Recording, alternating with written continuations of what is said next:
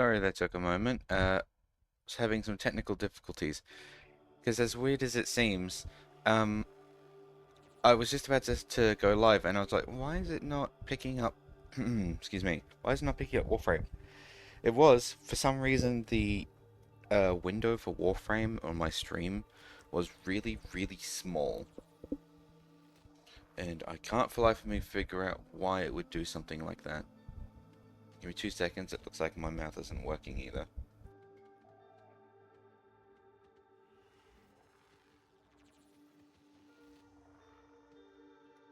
There, is that better? There we go. Yeah, so I don't know what was going on, but Warframe was like, no, we're gonna stream in a really small window. But it should be fixed now. It should be fixed.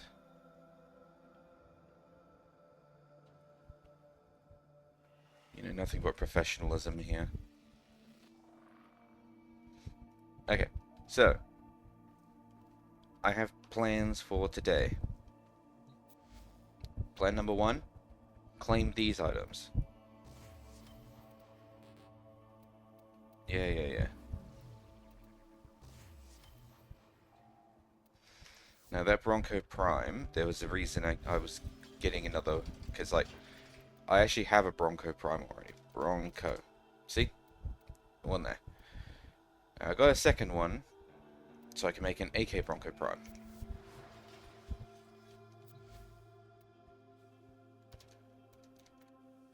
Now, as memory serves, you only get XP for the first one that you level up. So there's no point in leveling up the second Bronco. Let's just check.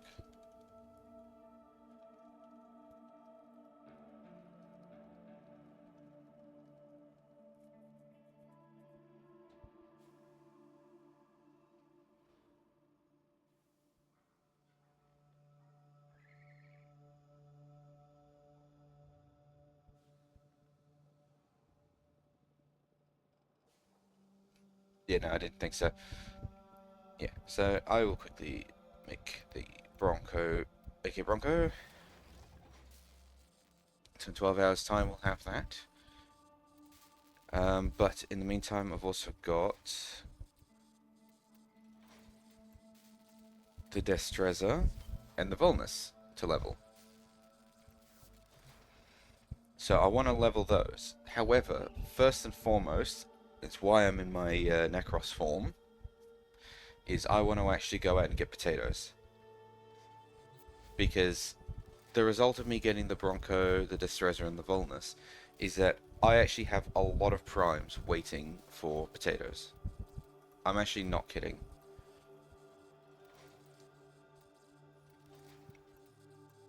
My primary... okay, I don't have any of my primary that's waiting. Because like most of my stuff is just missing like one piece. My secondary... nothing waiting. Okay, never mind. Melee. The Galatine is waiting. The Karst is waiting. And the Venka is waiting. So I have 3 melee weapons waiting. Which is it's the 30, 45. So I need 45 cells. It's oddly less than I thought that I needed. I thought I needed like 50. I guess it's because I built those 3 other weapons. That I don't need to worry too much. Because I've now cut down the amount of potatoes left. I thought I needed more, but I guess since I got those ones. Still need 45 potatoes. It's a lot of potatoes. So, I got boosters. And we're gonna go and farm potatoes.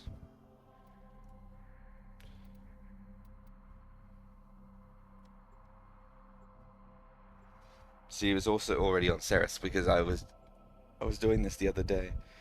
That's why I got those weapons, as I was literally just doing this exact thing that we're about to do again. Farming potatoes. Distract the infested while a lone Tenno operative hunts for supplies. Set off the alarms to start. Do I need to fix my Warframe volume? Toxic spores is being released into the area. Hold on. Emergency life support is inbound. I shouldn't need to. Nothing's changed.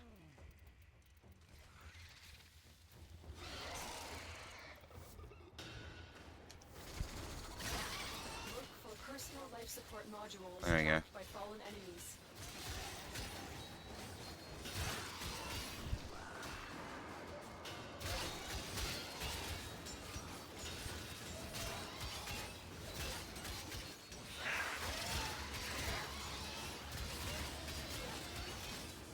And now we spin.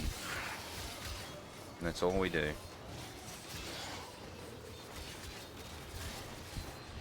Actually.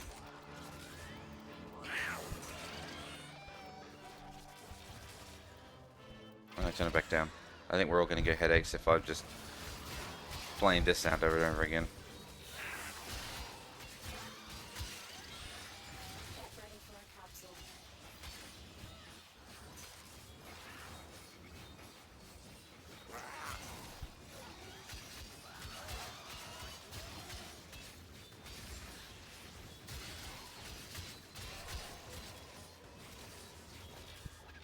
Oh, there we go, there's already 2. What did I say? I needed 45, so now I need 43. I've delivered a life support capsule to the area. Activating it will buy you more time.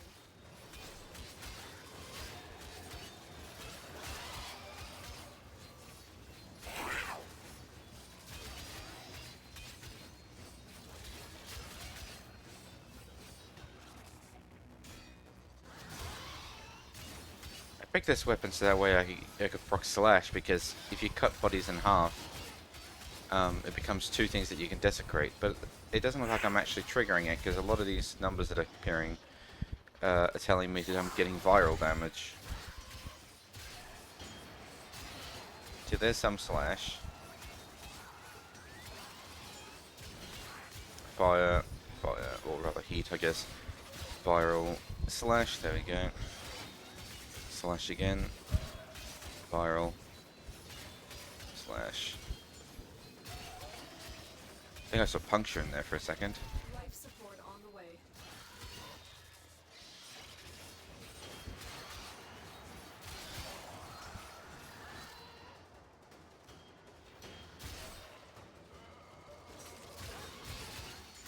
Oh, do you like my new signed honor, by the way?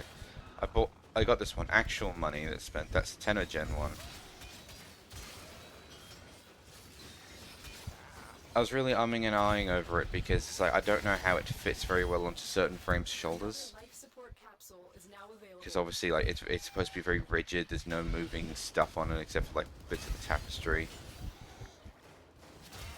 I was all worried that it might clip on some of the Warframe stances and some of the designs, but actually some of these frames look really nice. I really like the signed honor. So I'm glad I got it. But yeah, it did cost me a little bit of money. But I sold a bunch of trading cards for it, so those Steam trading cards. So I think by the end of it, I think I only had to pay like $1 out of my actual bank account. Oh wait, no, hold on, was it $6? If the whole thing was $6, that might have actually been I had to pay $4. No, actually, yeah, I think I had to pay $4 out of my own account, as opposed to the full $6. So I think I raised raised $2 by selling trading cards, $2 something. But I also finally did a new design for my Tenno. Oh, my Drifter, I guess. Same thing. They're both Tenno.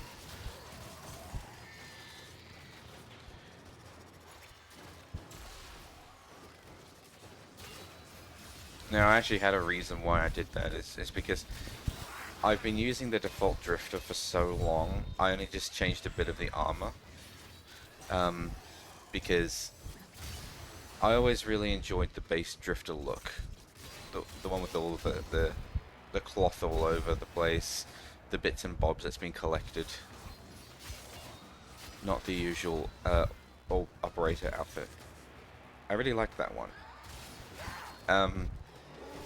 I even made it so that way I'd attach random accessories to the outfit to make it look like it's just we've just found more stuff we've just attached more stuff because armor is armor, even if it doesn't really fit. More of like a apocalypse survivor, I guess. Yeah, it's a bit like just, well, a drifter, I guess. And I really like that look. However, given how long the drifter has now been here in this version, in this universe, and how long the drifter has been in charge of everything, because I've basically retired using the operator. I don't use the operator anymore, aside from when they have to be used for stories, like the old piece.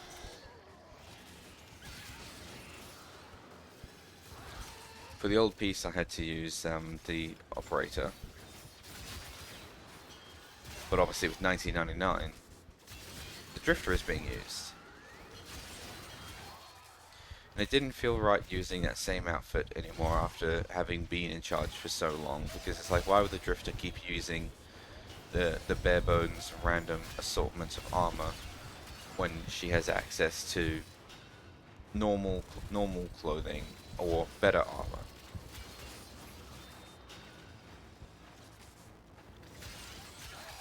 So I figured it was time for a wardrobe change.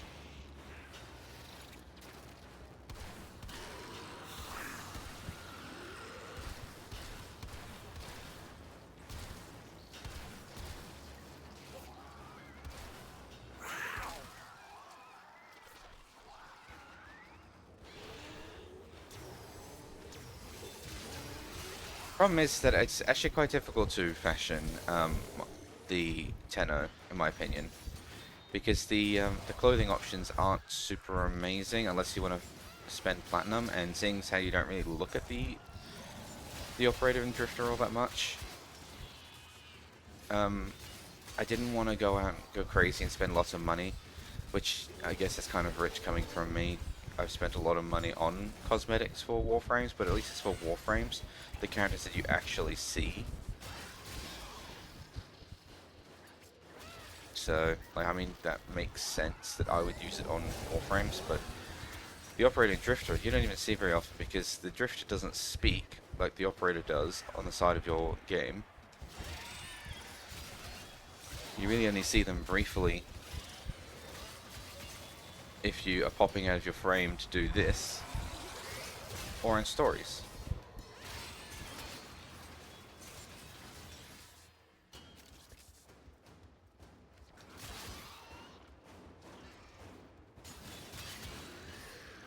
Still only have the two.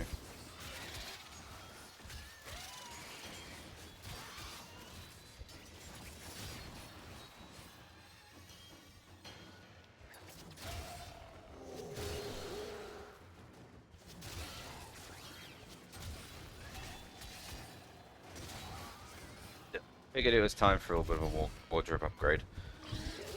Plus, I figured that these swords looked really nice on the Tenno's back. And even though it does sort of clip with the hat a little bit, I think the hat looks quite nice as well.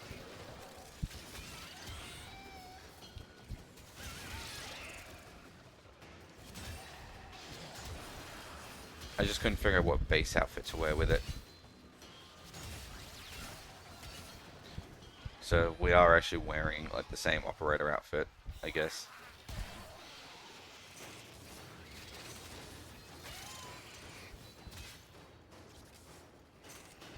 But I changed the materials to make it look like it's like all worn down.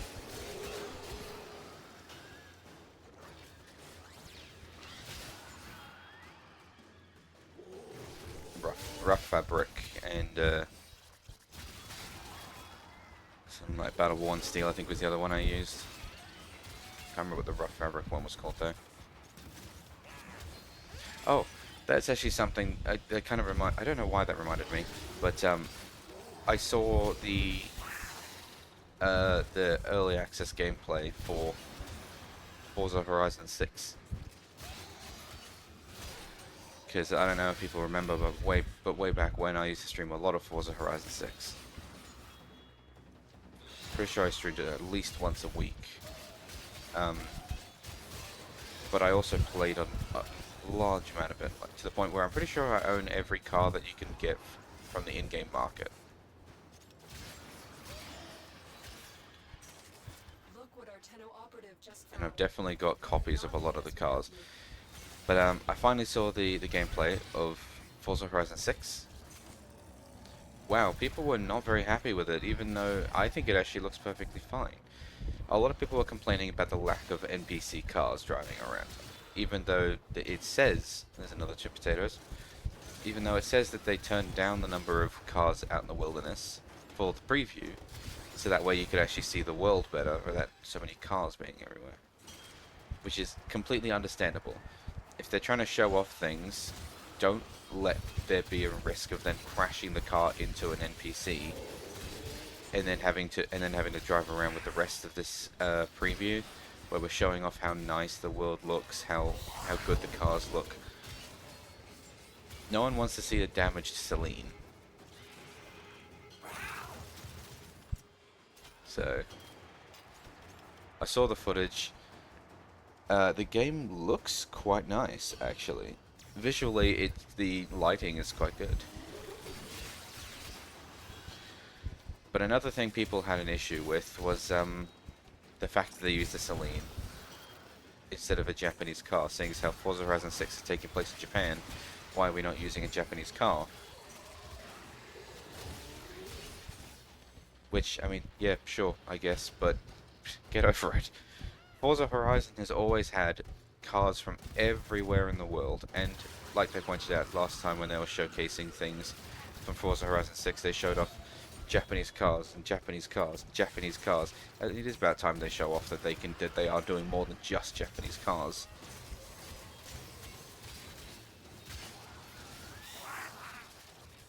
So I actually approve of them using the Celine. Because honestly, who cares what car they're showing off in their video? Who cares? We know that they're making Japanese cars for the game.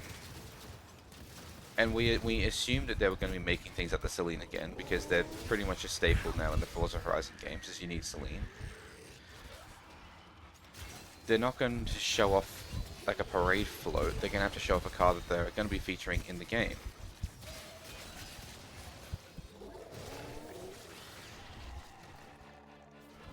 How is the volume, how does it feel like the volume's just crept up on me?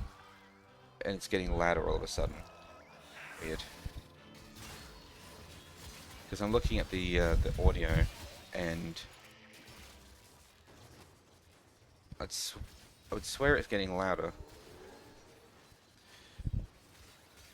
I hope this isn't too quiet, but I can address it later.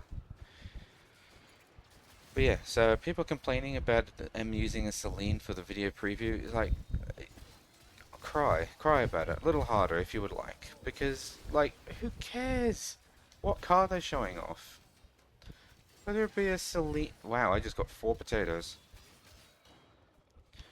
Because like, it really doesn't matter if they're showing off an American car or a Japanese car or a German car, because they're all going to be featured in the game. They've already shown off a whole bunch of Japanese cars. I think it's a good idea for them to show off something other than Japanese cars, otherwise people might get the impression that they're only doing Japan cars. But yeah. So people had a lot of things to complain about in that video, and I think they were being I think they were being a little unrealistic and unfair. Like, I mean, they were complaining about the choice of car, they were complaining about the lack of cars on the road, even though that it was said that they turned down the cars on the street and turned off the walking NPCs, so that way they can show off the buildings and the lighting and whatnot in the car better. Now the other big thing that people are complaining about, and this one's a little bit more understandable, is big roads, really wide roads. I can understand why people are upset about that one, because people want more tight city street racing, not massive roads that look like they came straight off a highway in the middle of the city. But you have to remember that regardless of how much Forza Horizon wants to make a racing game that tailors to the community, they have to make a racing game that can be played by the casual player. Because Forza Horizon is the casual racer. Forza Motorsport is your racing enthusiast racer. Because Motorsport is the one that uses um, all of your all your rules, more realistic physics, that sort of thing. Forza Horizon has always been encouraging you to just do crazy things. I mean, right in the base game, there's a whole bunch of billboards that you need to smash, a whole bunch of signs that you need to smash in order to get XP or teleport points, so you can fast travel. But half of these things you can only achieve by jumping, using ramps to get on top of buildings, or jump from bridge to bridge, basically. It's like it was never designed to be a serious racer. So yeah, you can have tight roads and still be unserious. But if you have constant tight roads everywhere, when you're playing an actual race with people who don't know how to drive, it's just going to have more people crashing into each other. Because if you have a tight road that can only fit like two cars side to side, the person in the front's not going to be squeezed over to the side to allow people to overtake. He's going to be over in the middle of the road, meaning that you can't overtake unless you ram them. Oh, well then don't overtake if it's not a safe overtake. Well, that's the thing. That's good. No one's going to follow safe overtake rules. I like to follow safe overtake rules. I like to follow the idea on this is my car, I wouldn't want to scratch it, so I'm not going to crash into things if I can avoid it. I only crash into NPCs if I'm becoming more desperate, or if I'm just being humorous, I guess. But I don't crash into humans, because I don't like ruining other people's gameplay, because they're all trying to do their racing stuff. I mean, you know what's not fun? Being pushed off the road. You're doing a serious race and you get pushed off the road. How is that fun? Well, that's exactly what I mean, is that if they have tight roads everywhere, you're not going to be able to drive properly. You're not going to be able to race properly. You're going to have to, you'd be encouraging ramming then. Now, don't get me wrong, I would also love to have tight roads. And from what I saw in the video, there were some relatively tight roads at times. A lot of the roads were wide, but also once you start incorporating more NPC cars driving around, it's already going to become a little tougher to drive. So you don't, because I mean, if you have like one lane roads, one lane going one way, one lane going the other way, if they're tight roads and they have cars on both sides, how the hell are you supposed to get down that road? Hmm? How the hell are you supposed to race down a road that has a car that is a one lane in each direction with like a truck on each side, huh? It just doesn't work. You need to have wide roads in places, and yeah, sure, you don't need to have wide roads everywhere, but oh, for fuck's sake, let me swing. There we go. Let me... Oh my god, I just got obliterated. So like, yeah, sure, you don't need to have wide roads absolutely everywhere, but at the end of the day, it's a game. It's an unserious racing game. They made a creative choice to have more wide roads than tight roads, but even I could tell that some of the roads were tighter than they were in Forza Horizon 5, because in Forza Horizon 5 it was really just like a lot of flat with roads everywhere.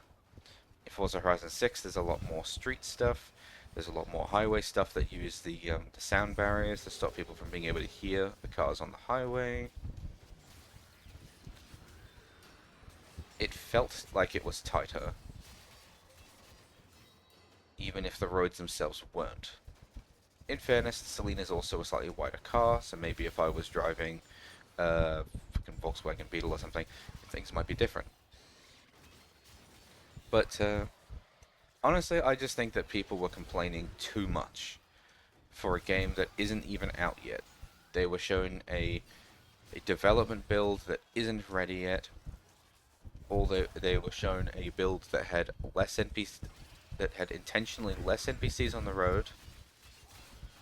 They were shown a build that was more focused on the design side of things rather than the actual racing, because they didn't show any actual racing. They just showed it was just a person driving around in the Celine.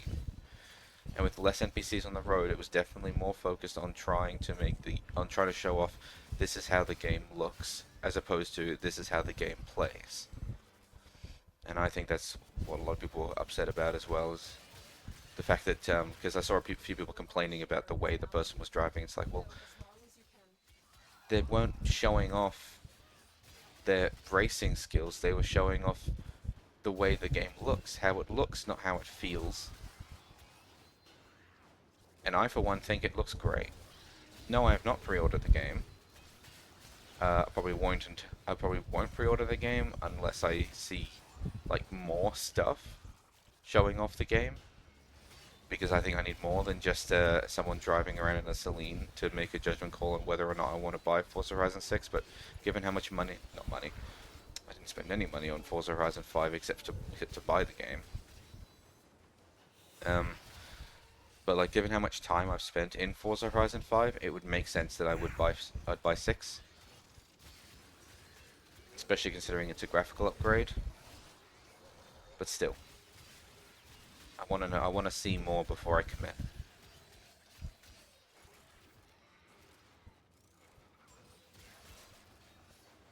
That's just my 2 cents on the matter. I just think people were overly critical.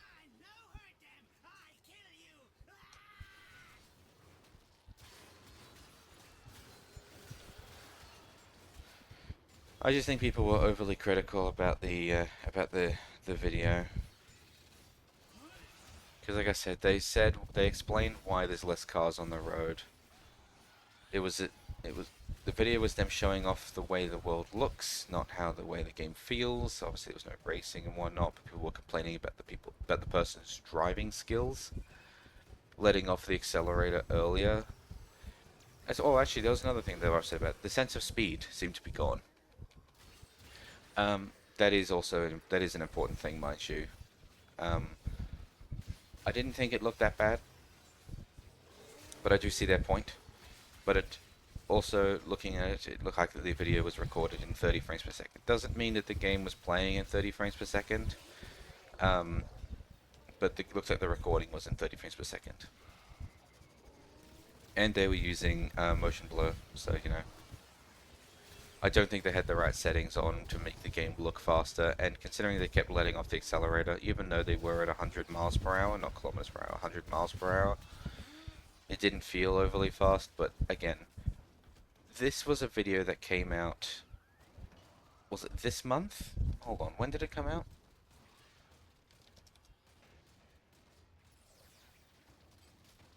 The sun is dying. Oh, I was really hoping to have turned down the volume before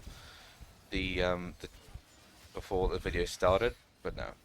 If anyone's curious, apparently that's the trailer for the movie Hail Mary. Do I care about the movie? I couldn't give a shit. Also, I swear to God, I think every time now there's an advert on YouTube, I'm seeing stuff for that World of Warcraft expansion. Because that's the second trailer that just showed up. Alright, here we go. So this was, posted 3 days ago by IGN. So this is brand spanking new footage. And yeah, it was posted 3 days ago, meaning it was probably recorded let's say 5 days ago, 4 or 5 days ago. There was no editing, so this probably was a quick upload.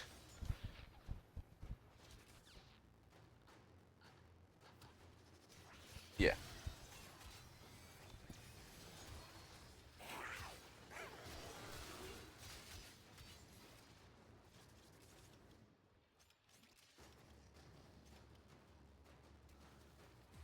Hold on.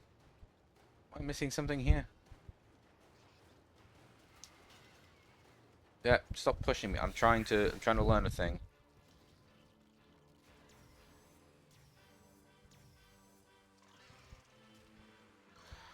Stop that.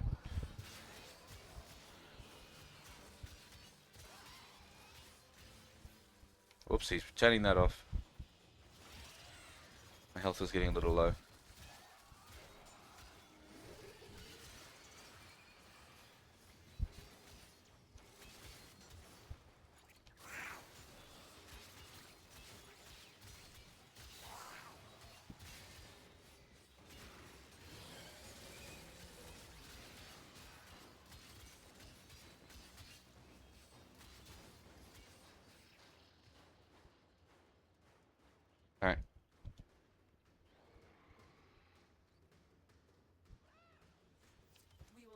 Yeah, okay.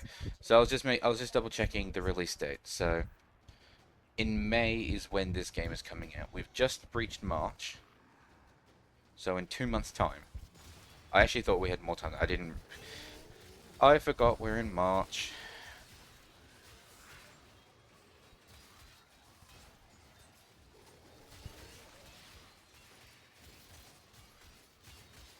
I forgot we were in March, but yeah. So we've still got 2 months before release. We know that there's going to be more cars on the road. So they have 2 months to show off more things to do with the game. I think all they really need to do is make the game look a little faster, both performance-wise and speed-wise, but I mean, I'm pretty sure that's an easy fix on their end if it was even broken to begin with. I mean, if the video was just recorded at 30 frames, it's never going to make it look fast then, was it? So, we'll just see what happens. Because, I mean, there's definitely going to be another trailer between now and then. I don't know how many more gameplay footage there'll be between now and then, but we'll find out. Because Forza Horizon 6 is one of the things on the top of my wish list at the moment, so I will be watching. And depending on how good it is, I will be buying. Because like I said, I've put a lot of hours into Forza Horizon 5, and although I haven't uploaded as many photos of Forza Horizon 5 as I used to, because I started exhausting my supply of, well, not good looking cars, but like ideas for the way the cars should be presented. When Forza Horizon 6 comes out, I expect they'll have the same level of photo mode. Wow, I actually got 4 Oracle cells this time. Earlier I got 2 and then immediately another 2. Yeah.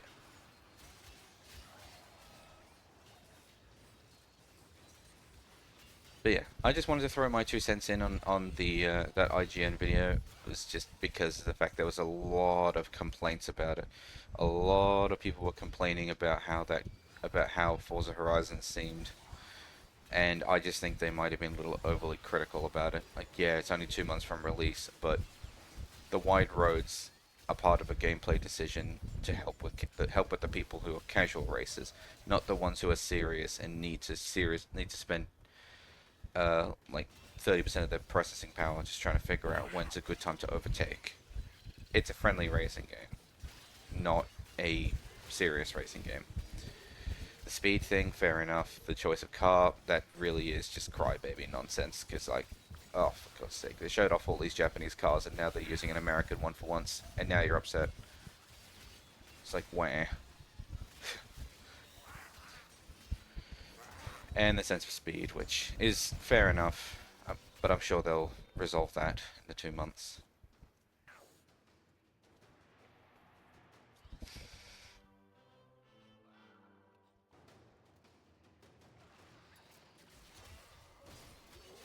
I would like them to do a video of an actual race. That would be nice. If they could release a video of an actual race. That way you could see multiple cars, you can see what it's like speeding through the city at as fast a speed as they can get away with. So you'd see the Japanese cars everyone is crying for, even though we know they're coming. You get to see the Japanese cars, you get to see more sense of speed. A lot of people, including myself, just spend a lot of time just driving around, not actually racing. But but obviously the whole point of the game is to race. So being able to see a race, which is something that everyone will be doing, would be good.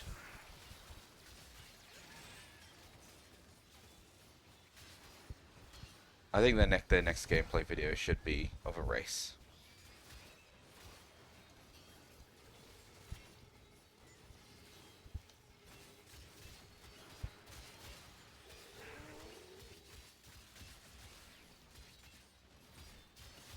The enemies aren't too tanky to be killed. They're still pretty easy to kill, but there's a lot of fucking AoE ones.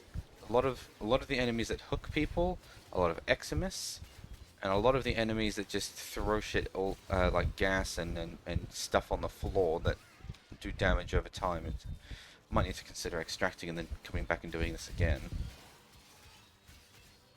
Because like I said, the enemies aren't tough. They're not, but there's so many of just the same ones that really interrupt you.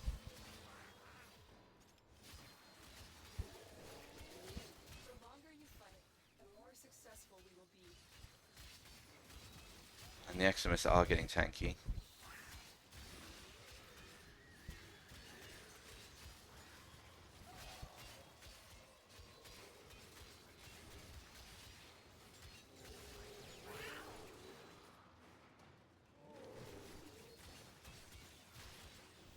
Well, we got 18. If I can get to 20, then I'll consider extracting, because like I said, I need 45, so I'd be nearly at a halfway point.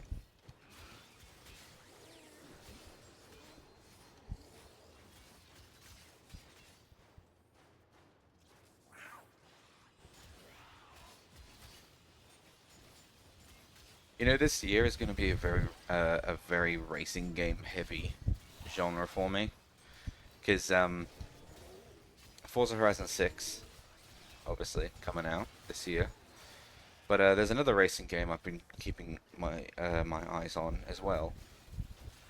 I'm gonna be standing there like an idiot trying to open my Steam wishlist in front of all these enemies.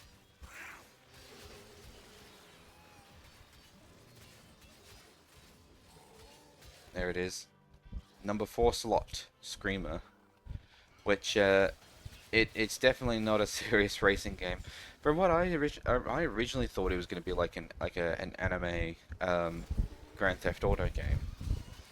But what I'm actually seeing is how think of it like Mario Kart or Crash, or I was gonna say Crash Nitro Kart because that was the one that I played, but everyone is probably more familiar with Crash Team Racing.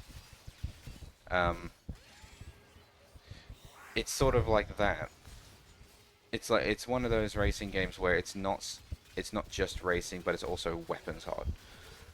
There's power ups and whatnot that you get, and different abilities. There's shield, there's weapons, fire other cars. It just looks like a fun time because it looks very stylized in the design, and it's basically just like a Mario Kart sort of thing. It's not quite what I had originally thought the game was going to be, but it doesn't look bad, so I'm still keeping tabs on it.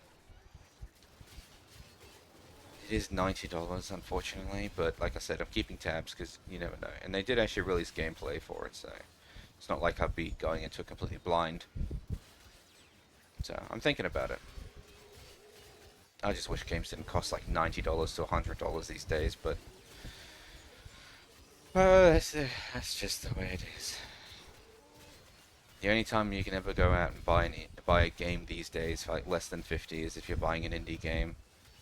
Which, I mean, don't get me wrong, I love me a good indie game. AAA developers, they make really nice games, but they also make the same games over and over again.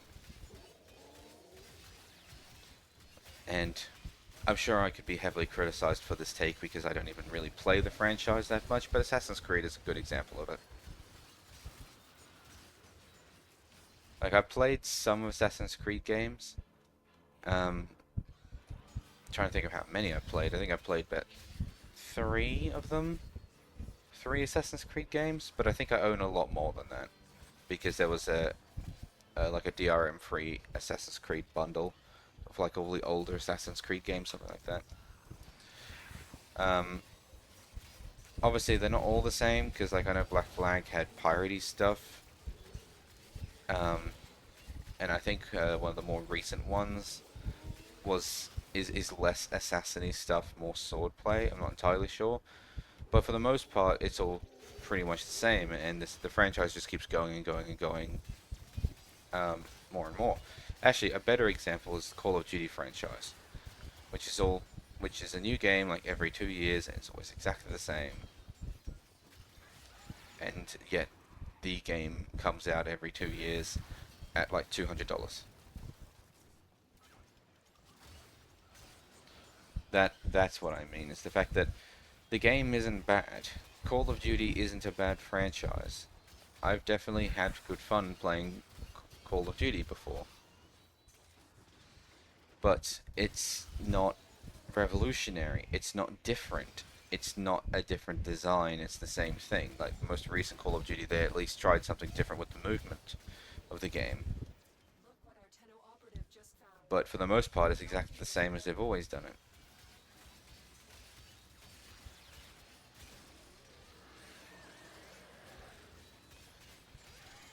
But then when well, I can't remember what it was called. Was it like battle bits, battle blocks, something like that? Where someone released a Call of Duty inspired shooter that was all like really big servers and was all voxel cubes. See, that was interesting because now you're playing your Call of Duty game like you have enjoyed it, but you're playing it with a completely different style, slightly different mechanics on the movement and whatnot. Okay, well, I got 4 Oracle cells, so now's the time to retreat. Or do I want to last for 5 more minutes and then see if I can get my next reward?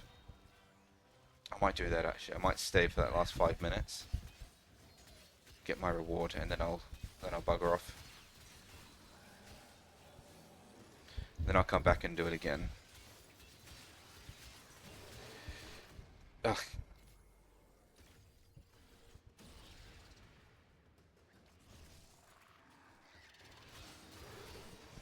Like I said, don't get me wrong, I'm not knocking the franchises because, I mean, people clearly buy them because they are enjoying them, and there's nothing wrong with that.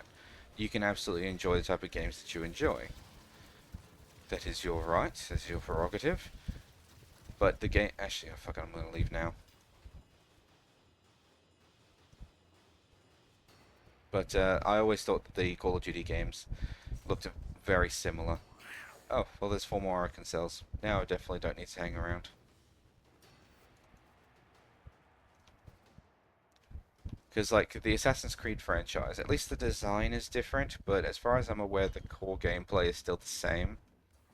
I don't know if they actually changed the core gameplay in the Assassin's Creed games. I think it's still sort of running from rooftop to rooftop and assassinating people of hierarchy, but it could be different. I don't know if they're still doing the whole modern day segments that they were doing before. But I mean, Call of Duty.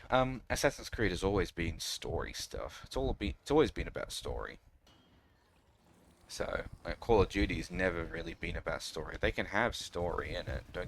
In the Call of Duty franchise, story is there, but it's always been about the team shooter aspect, the going in there and shooting everyone.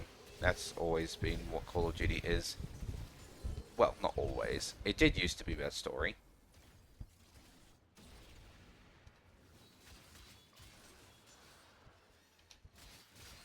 It did used to play heavily in regards to the story, but that times have changed.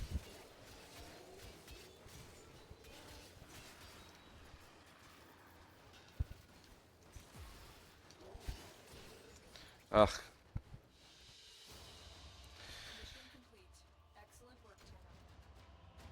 Yeah. Call of Duty has sort of changed over time, where it used to be story, and now it's primarily all just about shooting, about just jumping in there with your friends and shooting. Assassin's Creed, I think, is pretty much stayed the same the whole time. It's all your story stuff. The story has changed, but I'm pretty sure that the core gameplay of you're an assassin with a hidden blade, I think that's always stayed the same. Hold on a minute. Actually, I could check it. Hold on. What's the most recent Assassin's Creed called? Is it Assassin's Creed Shadows? That must be 2025. Alright, let me just have a quick look here so I can stop talking out of my arse when I mention Assassin's Creed. I really shouldn't have used this as an example without checking first.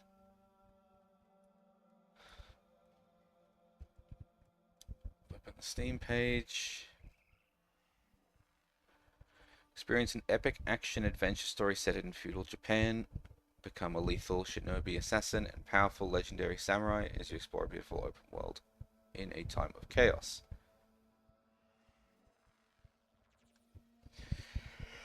Watching the trailer. Excuse me, big yawn.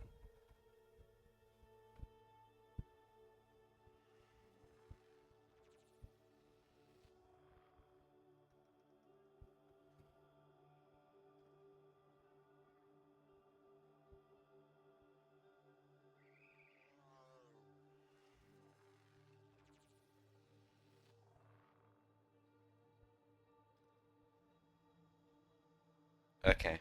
I think I might have to retract my statement on Assassin's Creed always being the same, because looking at this trailer, and granted it's a trailer, it's supposed to show off the best, not necessarily what you will always experience, just what the best is. But you seem to be playing as two different people. One who is capable of a lot more sneaky stuff, including sticking to the ceiling, which I haven't seen before in an Assassin's Creed game. Um, and and also have like whip claws is definitely like whip weaponry that I don't think I've seen before. And you've also got acting as a samurai, and you can actually use big swords and whatnot, which doesn't really feel like an assassin's sort of thing, but I could be wrong. But yeah, I think I may have to retract my statement on saying that Assassin's Creed has pretty much always stayed the same, because no, this does look different. I will say its reviews. Reviews mostly positive, 78%.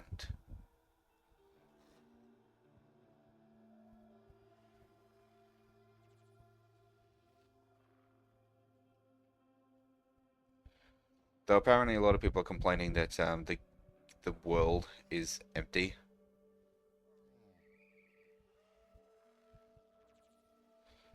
I like this person's take though. Game is too big, as in the literal sense. A lot of areas to explore with nothing to do. Does make a good photo capture game though. See, that means it's for me. That means it's for me because I love showing off the beauty in video games.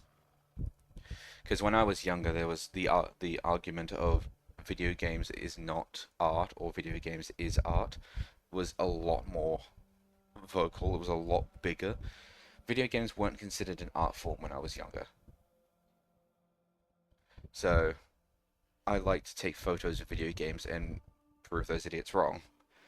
Video games are a fantastic way of showing off art because art includes paintings, art includes books, and in many cases, art includes movies. If all of those can be considered art forms, why can't video games? You have to create a world in a video game just like you would in art. You have to tell a story in a video game like you would a book. What's the difference?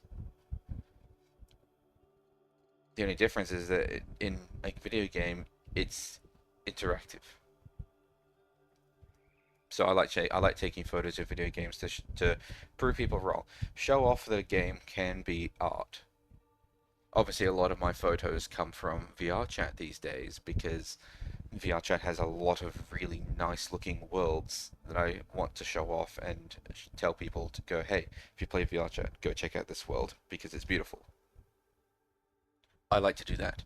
I like to go around, find worlds that people don't really visit, jump into them, be very impressed with the way it looks, take photos, go on my Twitter and say, oi, come here, go here, have a look at this world. This world that doesn't seem to get an awful lot of love. Look how nice it is, go here. I like doing that.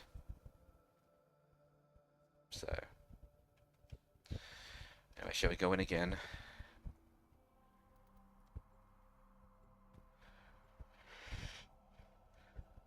But yeah, so I may have to retract my statement on saying that Assassin's Creed has pretty much stayed the same, because it doesn't look like it has. In fact, it looks like it has changed over time.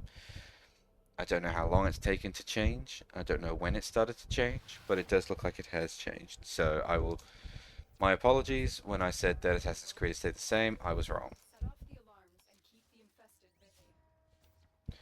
Call of Duty, however, I'm a bit more confident on saying that it stayed the same. Scanners into the area. The emergency life support I'm Oh, delivering. obviously the movement's changed in the most recent iteration of Call of Duty, but for the most part it's just copy-paste of the last game. Story is slightly different, but from what I gather, the story is not a selling point anymore.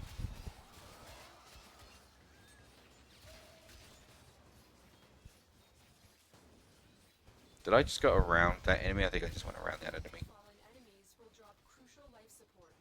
Be on the lookout.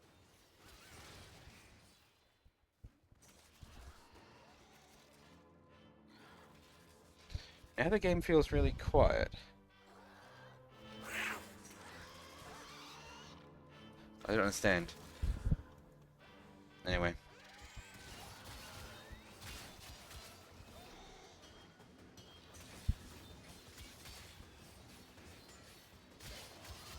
you know, all of this stemmed from the talk about video games like Forza Horizon and Screamer. Get ready for a capsule. Oh yeah, because yeah, we were talking about indies. That's why I like indie games, is because they're always different. The art style, the way the game feels, the movement, it's different each time.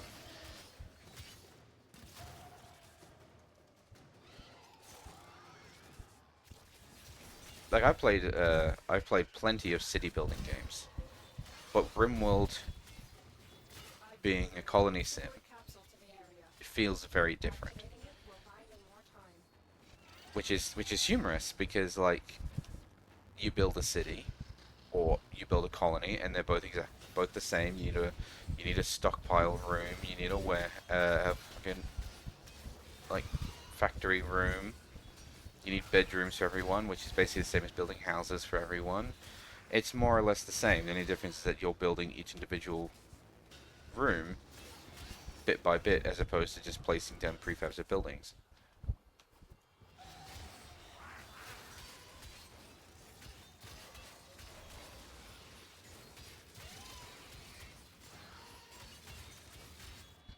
I don't know if it's the best comparison, talking about RimWorld versus City Builder, but like I've played so many of these different these different genres, all these management style games, and you and they all feel different, despite the fact that them all being the same.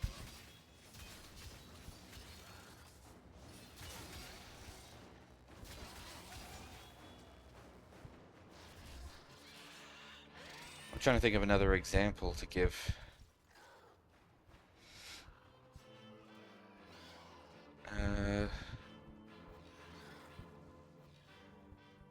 I don't know if I have another example ready to go, unfortunately. I've delivered another life support capsule. Yeah, I don't think I have another example ready to go. I think Call of Duty was just like the best example I'm going to get of a game franchise that stayed the same.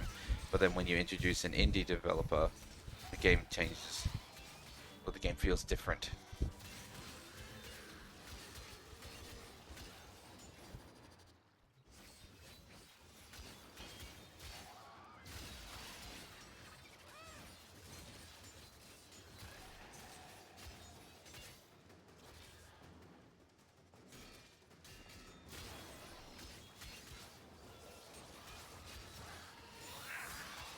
But like I said, though, there's nothing wrong with AAA Studios games. I mean, they still come out with really nice games, and obviously, all these people that are buying Call of Duty agree that they still enjoy Call of Duty, even though it's still pretty similar, if not the same. And they are absolutely welcome to their decision to play the game. Still, that's their prerogative. If they have fun, then they have fun. I'm not out here criticizing your interest in video games. I did think people might have been a little harsh when they were talking about Forza Horizon 6, but if it's not for you, it's not for you. If it is, it is. I just personally think that indie developers are a bit better off, because indie developers are usually coming up with new tricks to make games feel different than AAA counterparts. Indie shooters versus AAA shooters. Indie racing games as opposed to AAA racing games.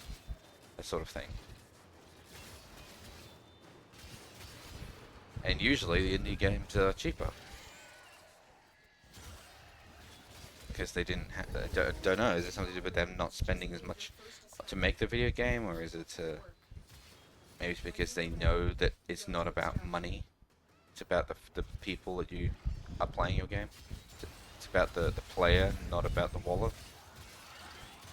Not entirely sure, but yeah, indie games are usually cheaper, and more often than not, indie feels a lot more loved.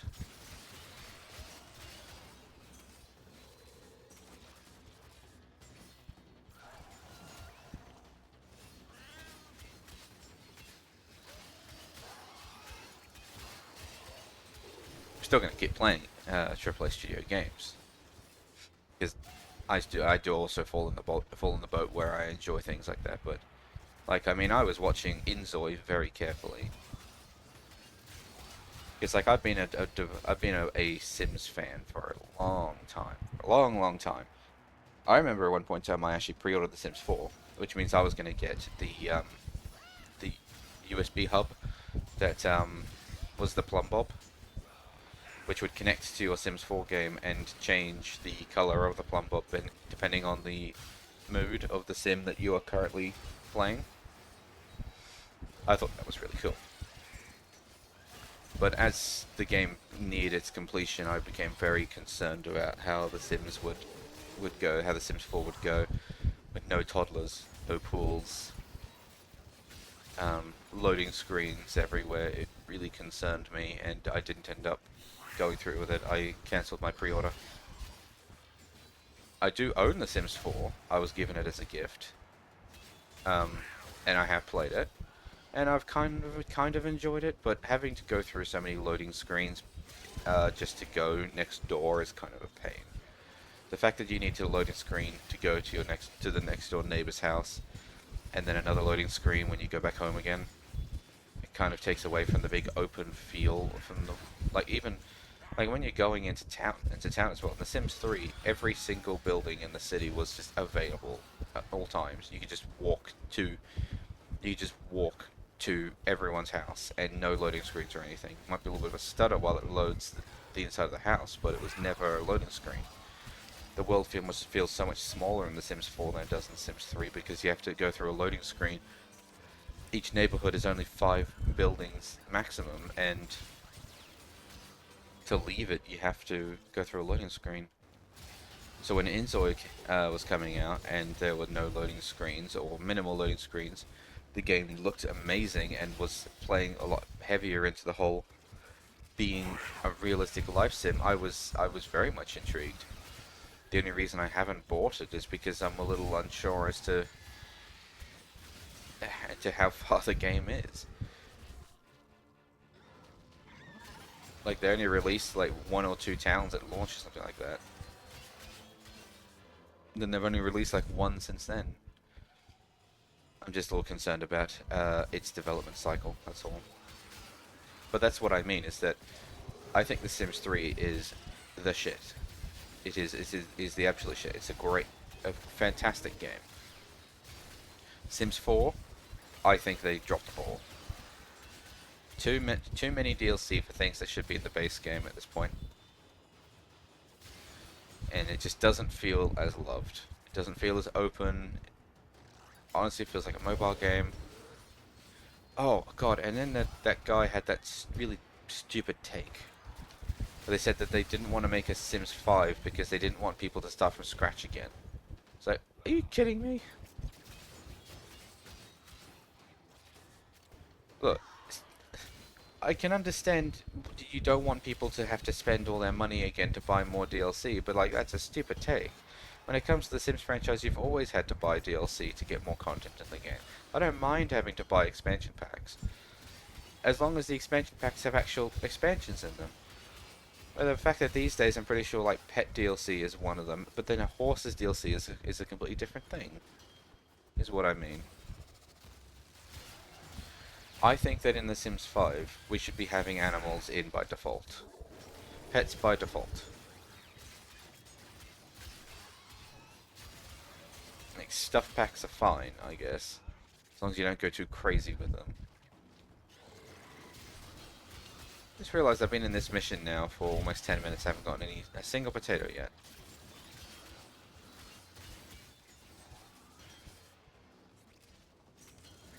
The longer you fight, the more successful we will be.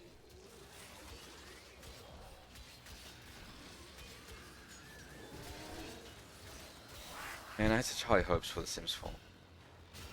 Sims 4 is also now free to play as well. I think they've accepted that they've made a bit of a mistake with how they handled Sims 4, and now they're offering it free. I do still kind of wish I had that plum bulb, because that was a really cool pre-order bonus.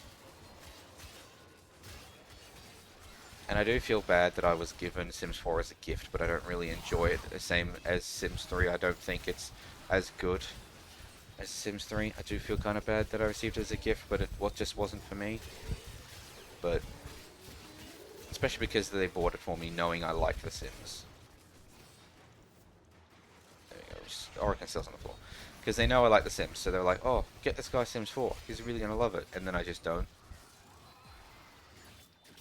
But Sims 4 and Sims 3, very different games. Same base idea. You have your sim, and it's a life sim. It's a life simulation game. But they've just changed how big and open the world feels. They've made it feel so small. They've made it feel not as lived in. It feels empty because you have to go through loading screens just to get everywhere.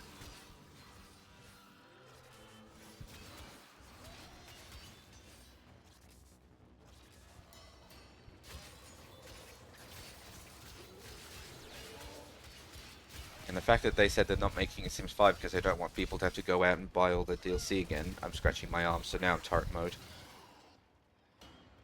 Oh, itchy arms. But the fact that they said, oh, we're not going to make a Sims 5 because we don't want you to go out and spend all your money on DLCs again. Well, then don't make DLCs. It's like, what a silly statement. We're not going to make the next iteration of the franchise and fix all of our mistakes because we don't want to have to charge you money again. It's like, we will buy the game if it is a good game. Obviously, free is the best price. But usually people are okay with spending money on something that they actually like. If you make a Sims game that is missing features like toddlers and pools, only to add them later, because they did add them later. But if you advertise a life sim, but then you take away things that were in the game last time, and then release a metric shit ton of DLC, and then say, oh, we don't want to do this to you again, well then stop doing it in the first place. Do it differently. Re-release The Sims 3. They released The Sims 1 and The Sims 2, and I thought that was a fantastic idea. I played some of The Sims 1 when they re-released it. I didn't play too much actually, but I wanted to go through it and play all the expansions. And I've been having a blast. Even though it is hard as nails, because I forgot how goddamn difficult it was. Which really made me wonder how I actually did anything in The Sims 1 when I was a kid. Because I forgot how tough The Sims 1 was, how demanding The Sims were, and it makes me wonder how I got anywhere in The Sims. But I also never played The Sims 2. I went from Sims 1 to Sims 3. So if they release The Sims 3 again in all this glory like they did with The Sims 1, because I mean I can still play The Sims 3. The difference is that you can't play Sims 1 and 2 because of technology changes, but you can play The Sims 3. But if they can re-release The Sims 3 in all of its glory, all upscaled so that, because I mean my Sims 3 is laggy. It's not designed to work on new systems, so the performance is buggered. If they release The Sims 3 again with the performance fixed, maybe fix the blurring on things, fix a couple of the issues with, but more or less just re-release The Sims 3, then they can have my money. I will buy The Sims 3 again. Because that's what I mean, is that people will buy the games that they actually enjoy, as long as they actually enjoy it. If you make a game that's missing all of the basic things that should be in it, and then charge people an arm and a leg for all the DLC, of course they're not going to buy it. The ones that will buy it are the ones that are most passionate, or the ones that have lots of money. And then you stand there and say, we don't want to charge you. We're not going to make a new Sims game because we don't want to charge you more money. It's like, well, that's a stupid take.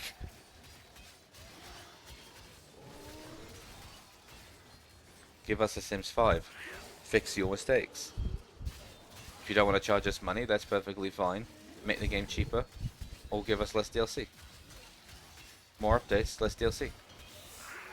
But withholding an entire franchise because you don't want to, because of this reasoning, because you don't want to charge us money when you're the ones that initially charged money in the first place, is rather silly, in my opinion.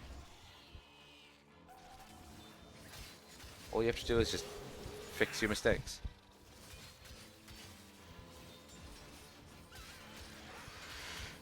Oh well.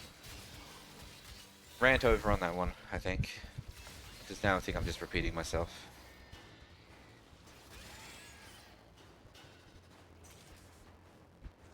Trying to think if there's anything else I actually wanted to talk about.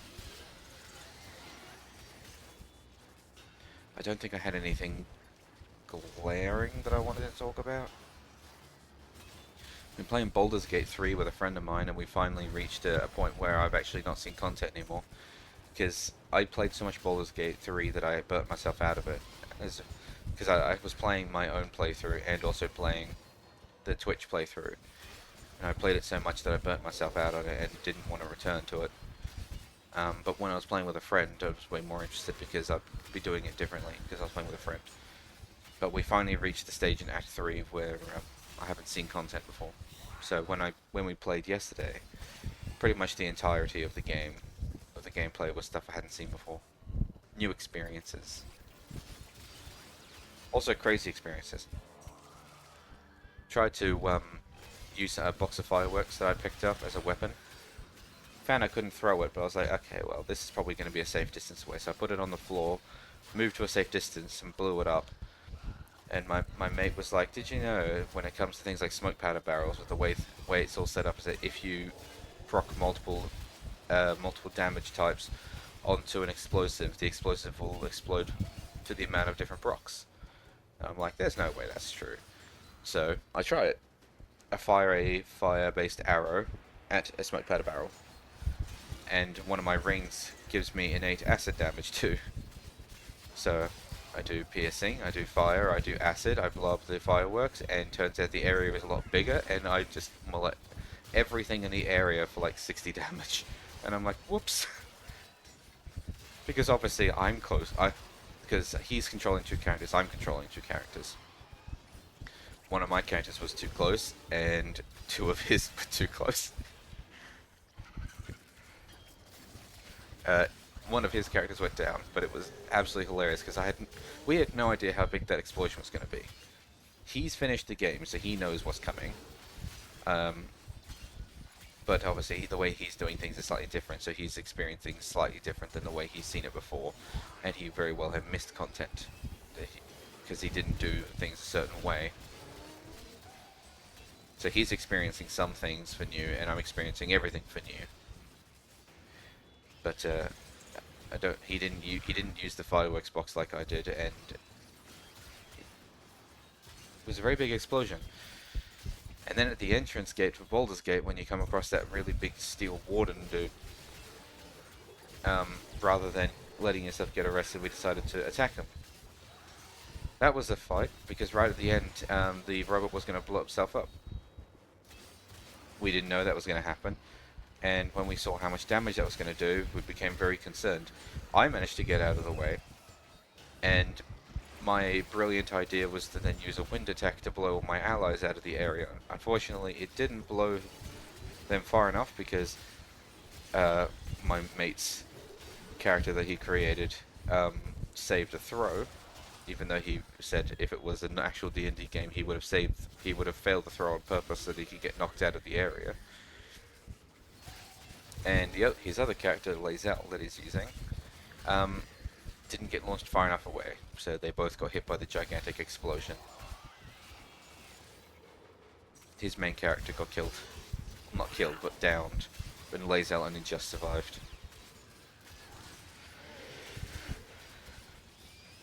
It's good fun. Baldur's Gate 3 is a fantastic game. But I do understand why Larian don't want to do it again. It is a tremendous undertaking, creating all of these branching paths, all these branching dialogue. What if the character does this? What if the character then does that? It's a tremendous task. And I have nothing but respect for Larian for creating Baldur's Gate, but I completely understand why they don't want to do it again.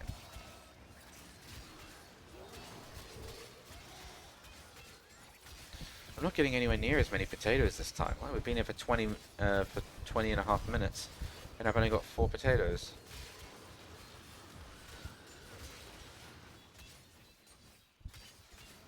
Am I gonna have to leave and do this again? Well, that's another 2, but like I need 4. Well, it's not 4. No, I need 20.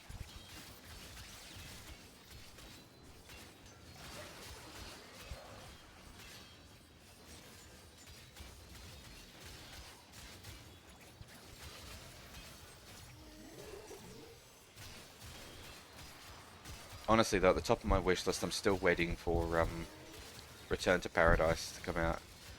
Viva Pinata Return to Paradise. Viva Pinata was a big part of my childhood,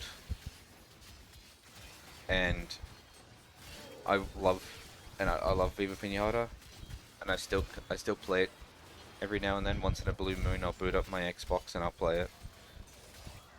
I don't have the PC version though, because I didn't realize there was a PC version until after it was gone.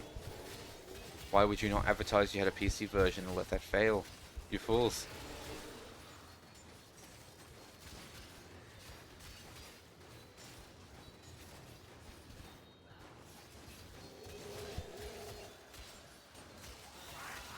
But yeah, Return to Paradise looks really nice.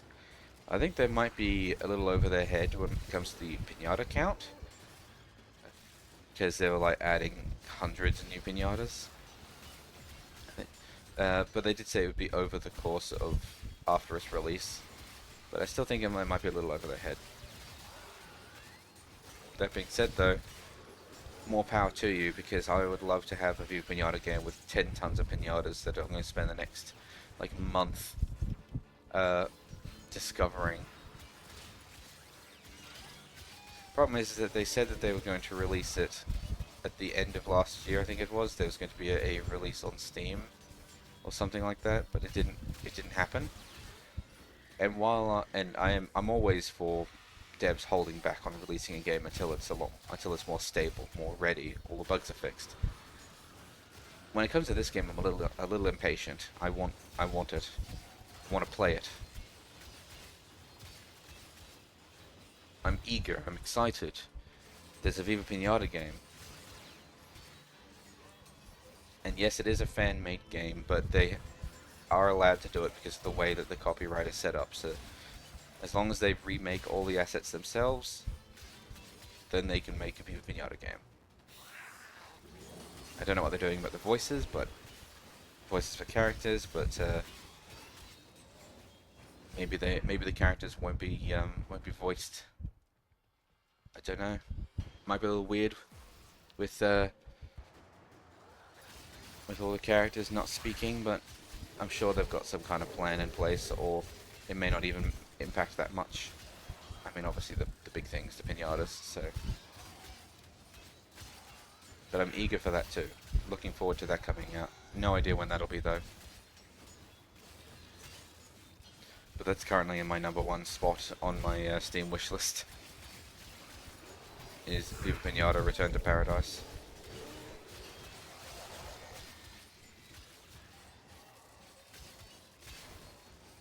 Alright, so I'm at 8 out of 20.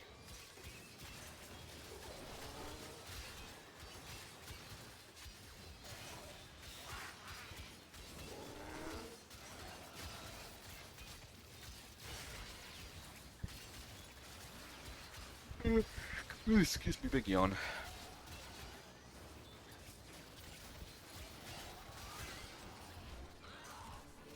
Okay, I'm gonna use those 2 abilities so I can have a quick drink.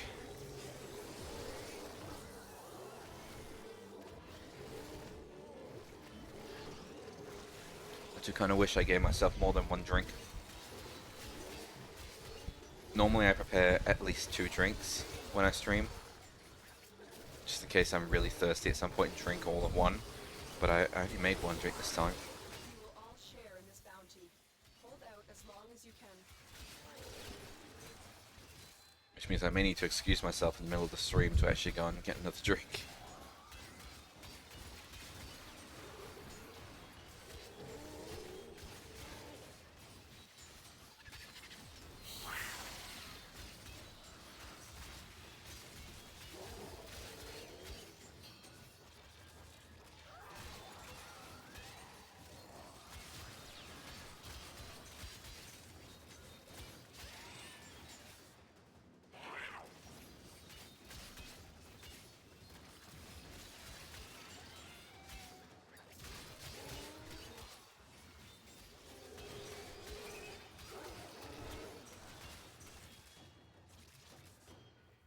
By the way, I do actually have other things on my to-do list for today, to for um for Warframe.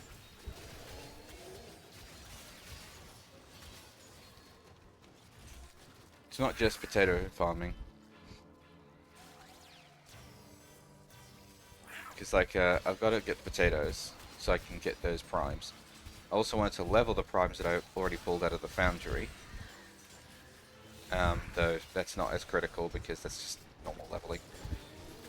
I want to get the Vinquibus. I have all the parts for it, I just need the resources for the Vinquibus. I also still need to get my copy of Dante, Jade, and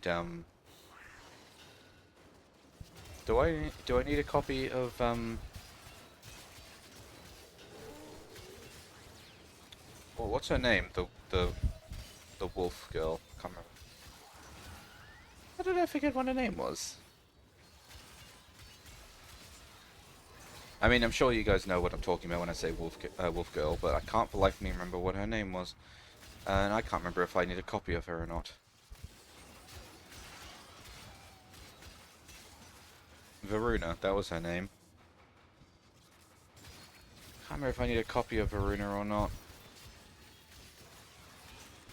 Still. I also need a copy of Uriel as well, but that's not high on my to-do list. I don't even know what ability of Uriel's gets subsumed. He's got relatively good powers across the board. I wonder which one it would be. Ah, that might be something for me to check out when I'm done here. Go pop over to the Helminth and find out what Uriel actually, what eating Uriel actually gives you.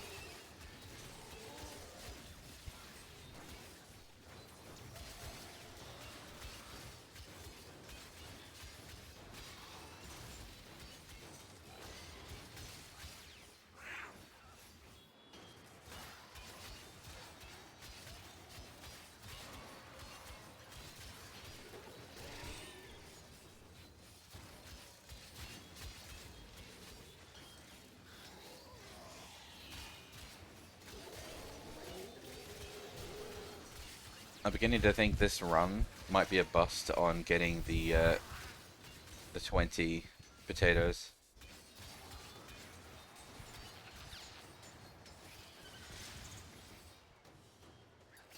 I mean, I'm at 10 and I've been here nearly 30 minutes.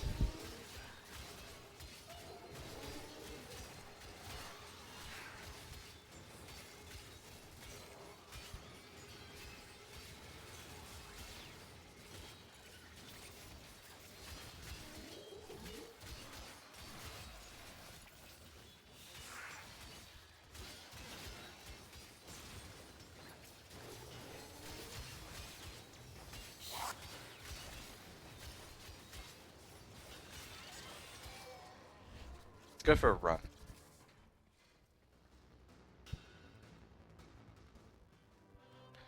See if I can find any actual nodes on the floor.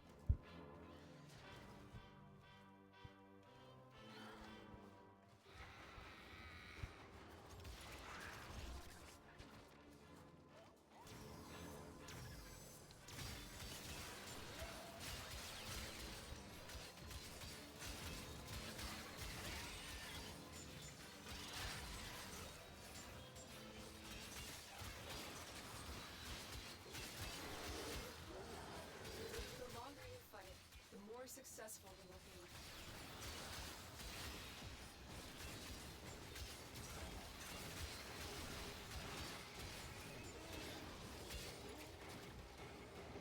Health getting a little low.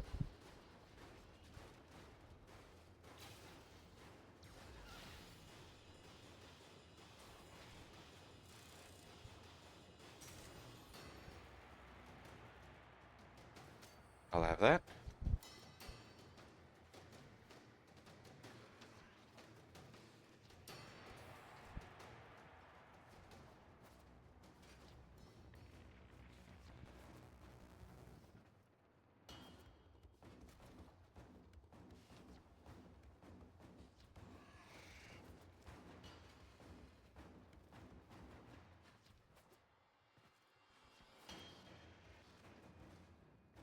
Come on.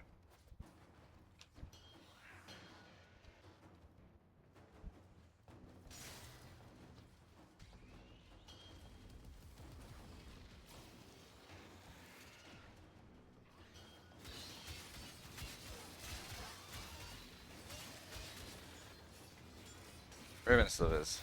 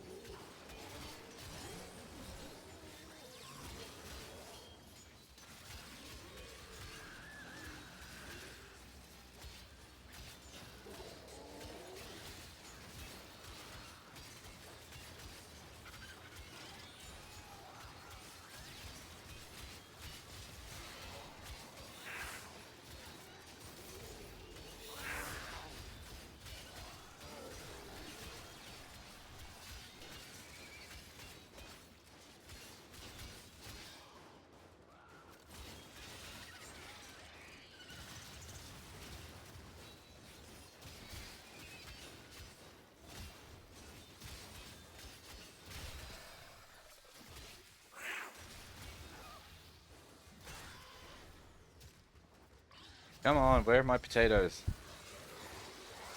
Give me potatoes. Potatoes. The hell do you mean, kill 1 of 30 Eximus? Have you not been watching, game? Kill 1 of 500 enemies. Hold on. Oh, it's 10 o'clock. It's 10 a.m. The day just ticked over. So these are the daily challenges that I've just started. Okay. That makes a little more sense. I mean, I gotta come back anyway because there is no potatoes to be found, but...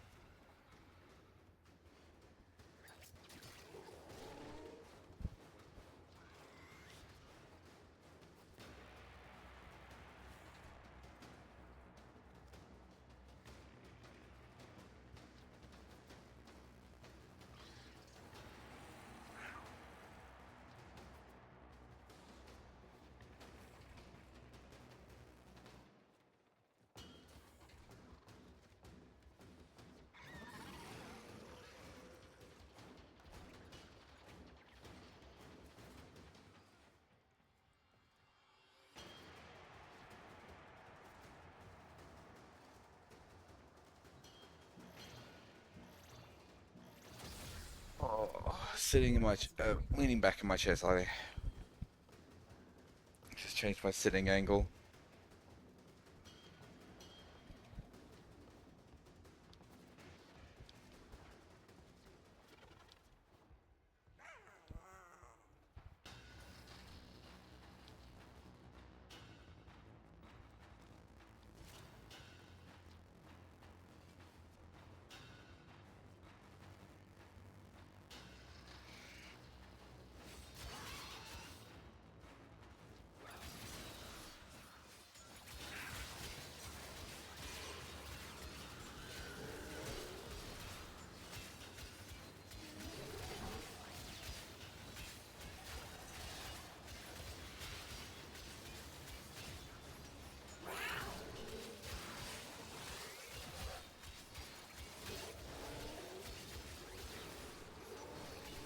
Look what our Tenno operative just found. They could not do this without you. Dinner operative did not bring us potatoes.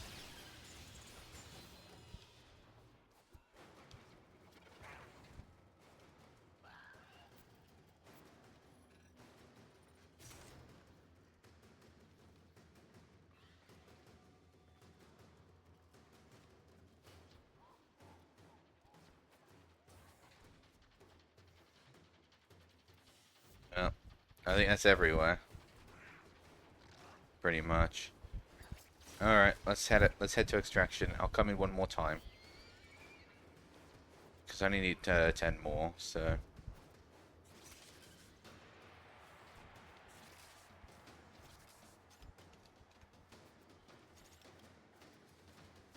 We'll head to extraction. and then we'll come in one more time so we can get the last potatoes.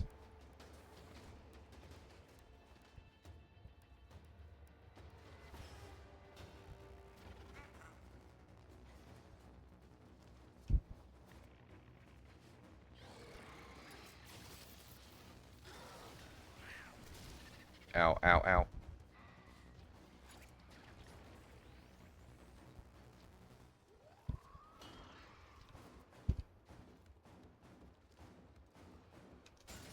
There we go. 2 more Orokin cells.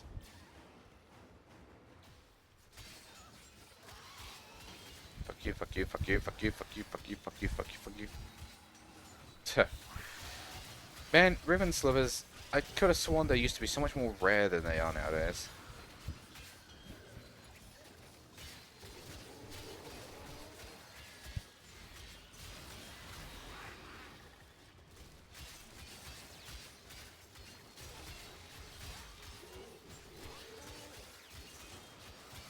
Oh, there's 2 more Orokin cells.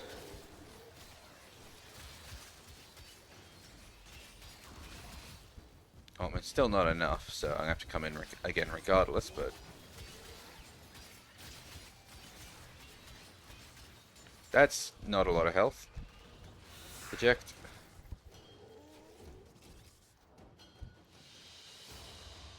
Another job well executed.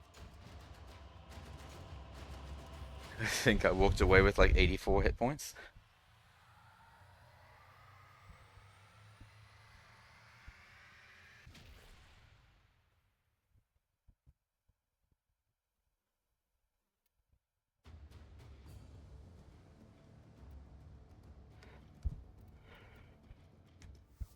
May this aid you in the simplest. See? New day started.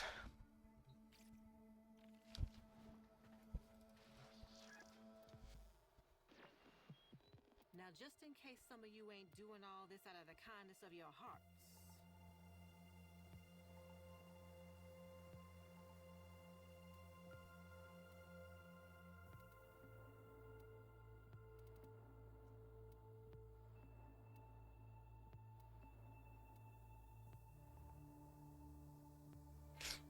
They're actually somewhat easy to do. I just need to remember, okay, I need to do emote, and I'll unequip all of my weapons. Not on this loadout, I will not. Oh, I've been playing some Citrine actually. She's actually some good fun. I had to form her, because I discovered that I could do some fun things. So I got my prismatic gem. Is actually quite strong. I've been quite enjoying playing Citrine.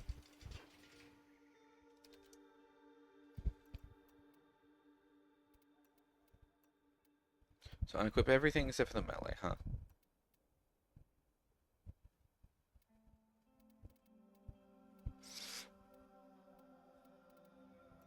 What weapon was I using?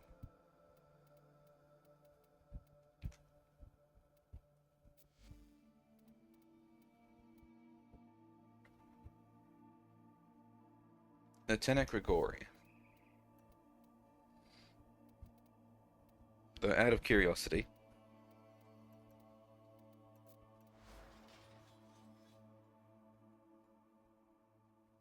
Yeah, high slash. High slash at 95%.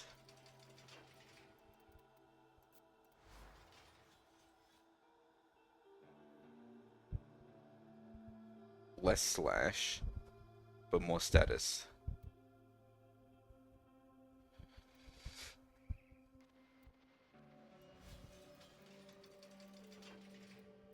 Was that one also running the those mods? This one's only running the Elementalist one, not critical one.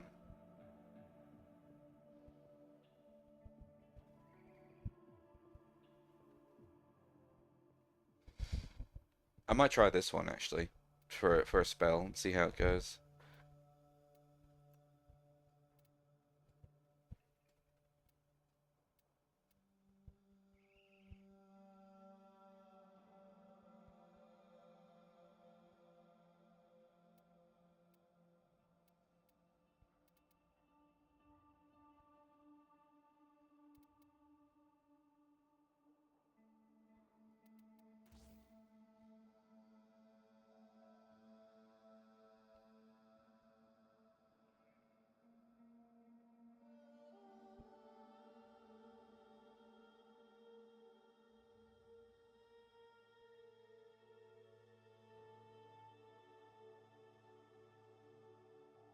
I don't know which I want more. Do I want the increased attack speed, or do I want to guarantee that? Although, again, with Galvanized Elementalist,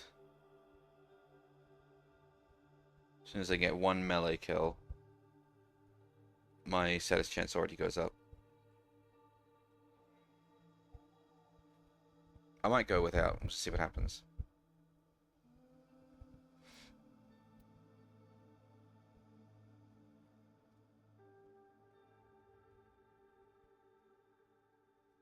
Unless I want to try that one.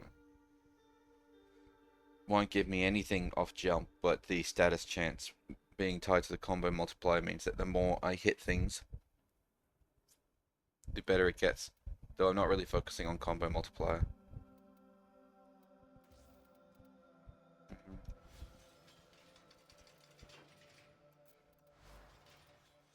Wait, I just saw Voltaic Strike in there. I don't think I had that at the time, actually. Where did it go?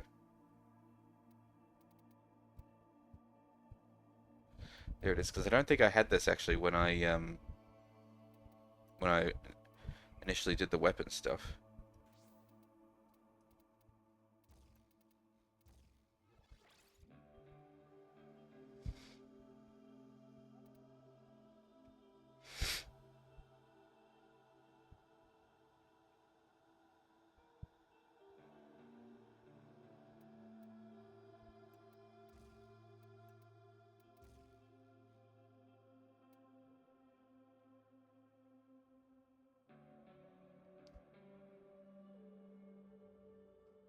I'm not as enthused by radiation damage, but because like if I take this off, heat damage reduces their armor, but radiation does not.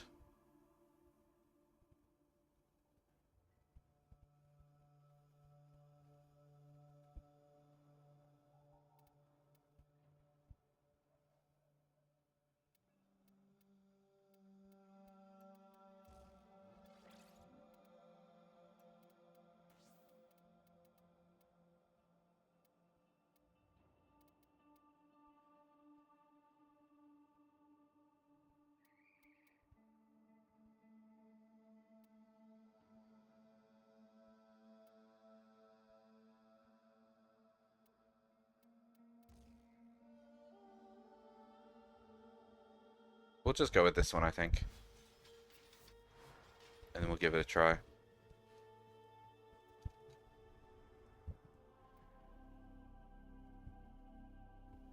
I don't need to unequip... I can't unequip my amp.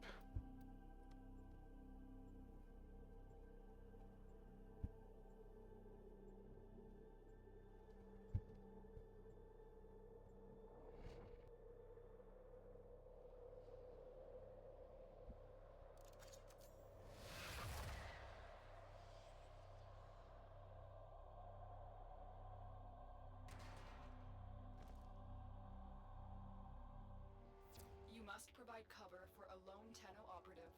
Set off the alarms and keep the infested busy. I forgot how big these war fans are.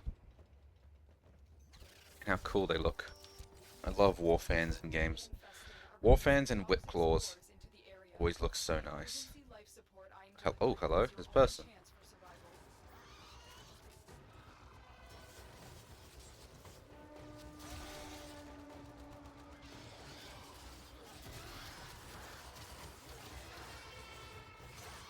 Fallen enemies will drop crucial life support. I hope this doesn't mess with my only having melee equipped. Oh, actually, you know what? Having my Sentinel probably does. Oops.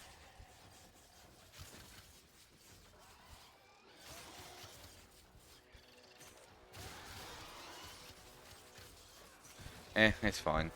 I will simply go without.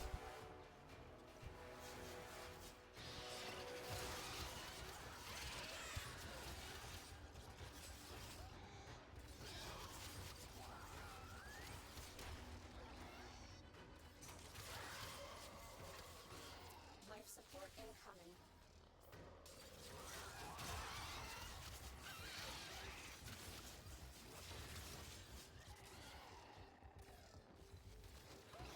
Apparently we're playing a Siren.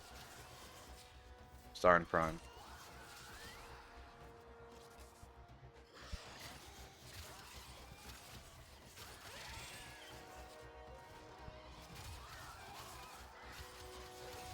If that's the case, I'm probably not going to be getting too many, not as many slash procs as I would be hoping. Activating it will buy you more time.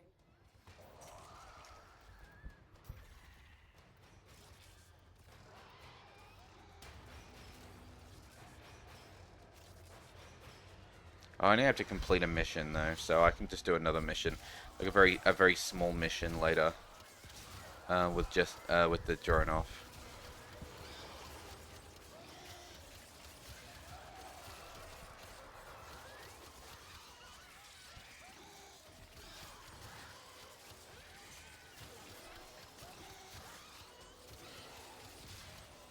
Apparently, I have an item to start to go pick up.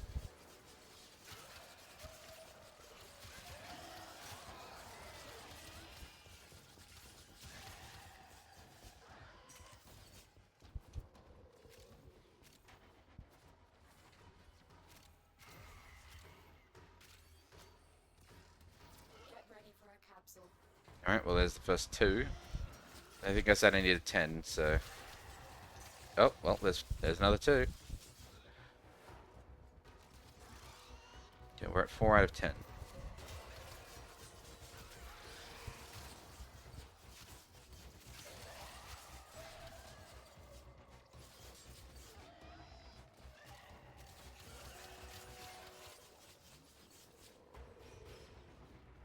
Another life support capsule is now available.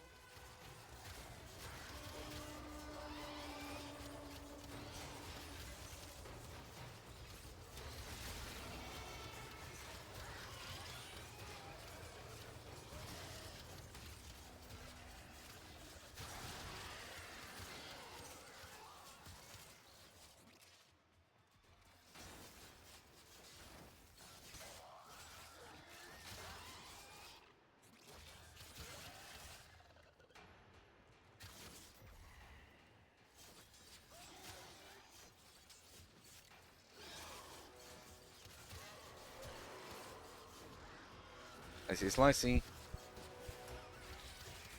I would like a drink, though.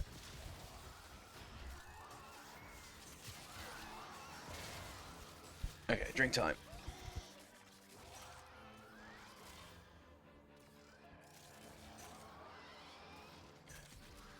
Nice.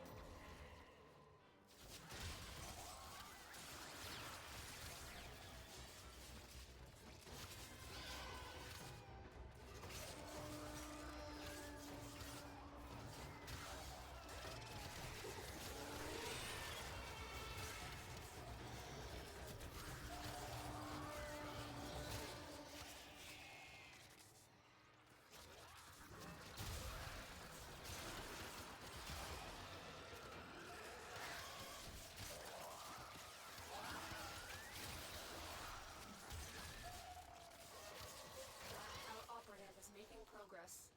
This will help our cause. It's not potatoes. When we need it, extraction is ready.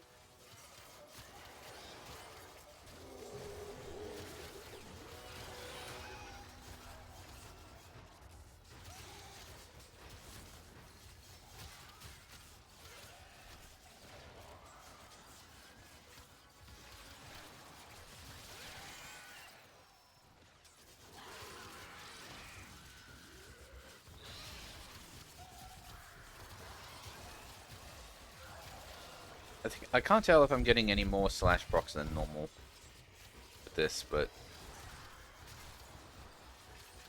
I don't think it really matters. I mean, slash procs means we get extra things to harvest, but with how many enemies are spawning, I don't know if it really matters.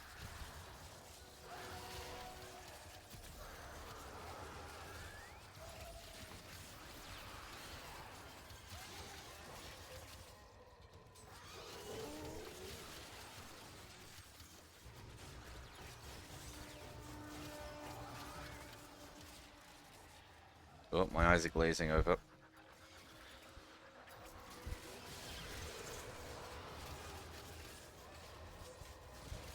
Wake up.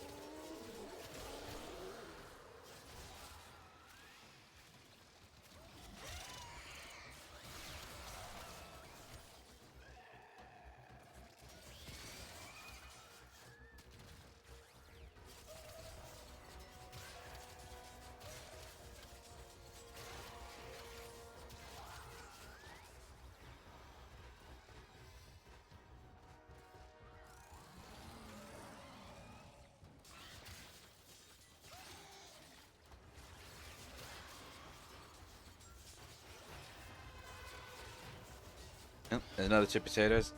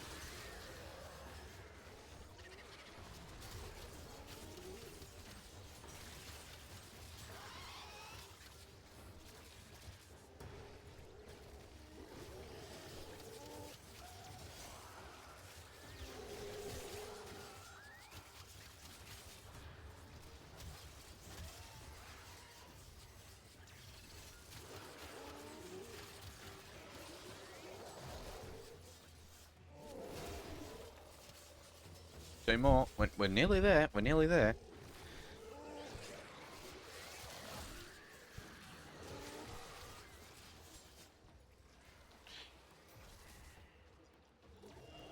Big stretch. Where's all the enemies gone?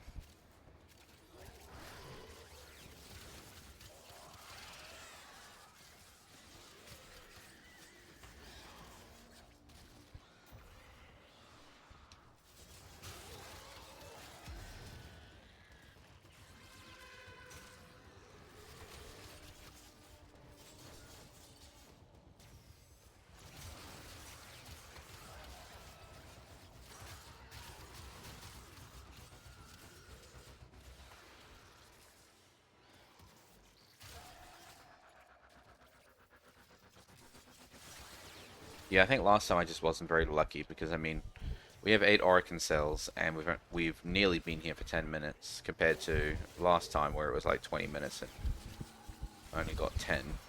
But then I was lucky enough to get 4 more right at the end. Operative just found. They could not do this without you.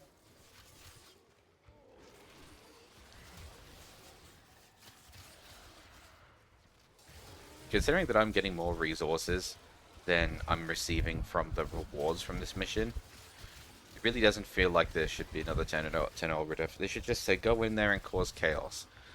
But no, they're like, we need you to defend this tenor operative. Oh, sorry, cause a scene while the tenor operative steals from them. It's like, okay. But then the tenor operative doesn't actually steal anything worthwhile.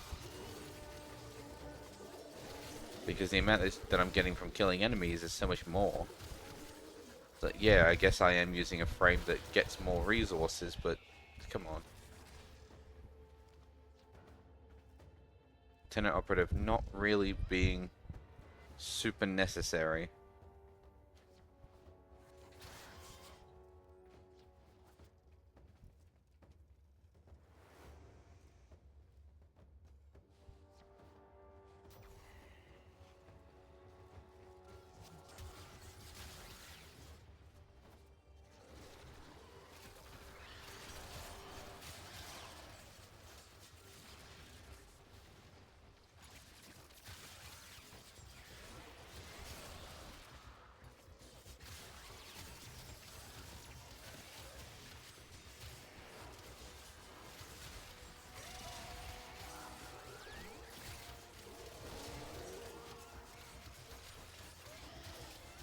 I just realized that this is after I changed the mods around so that I wasn't swinging my weapon as fast. How fast did I plan on using these Warframes?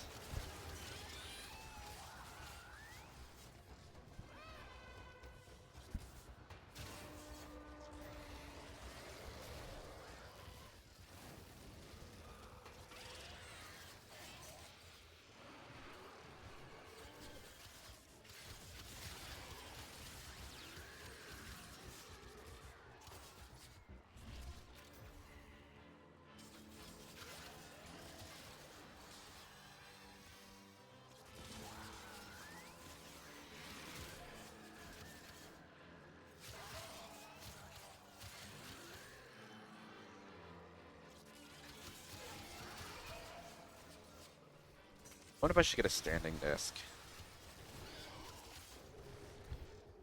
Because like I find myself needing to stretch a fair bit when I'm sitting down.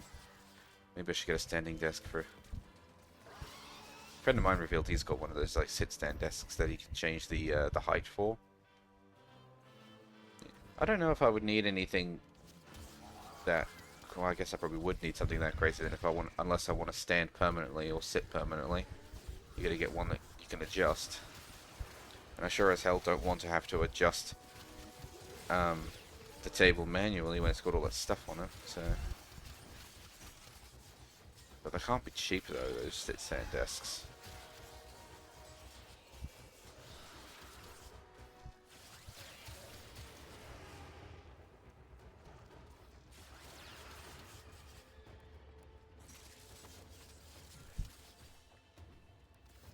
Come on, 2 more potatoes.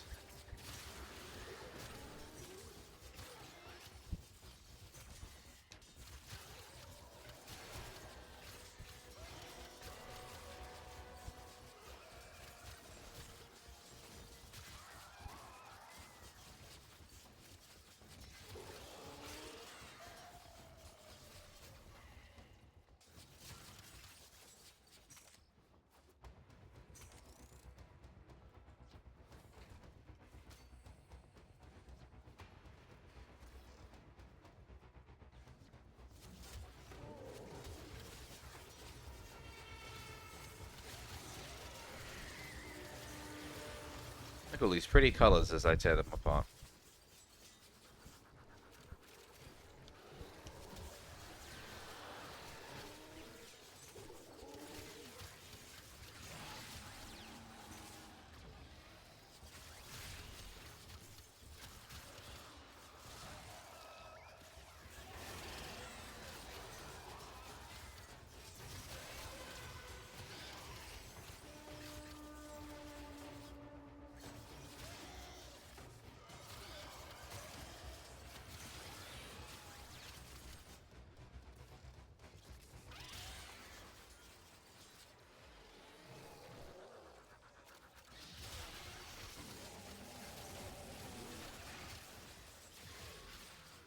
Come on, 2 more potatoes. We will all share That's not a potato, that's a parry. out as long as you can. You have another drink.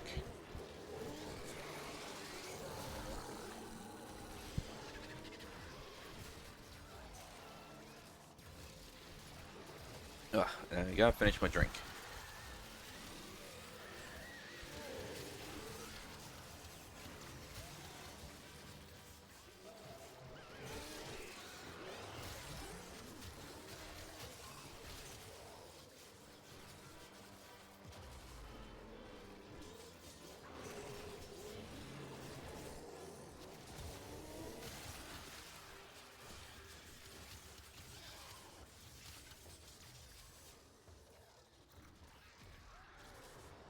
Game's being really stubborn about those last 2 potatoes, huh?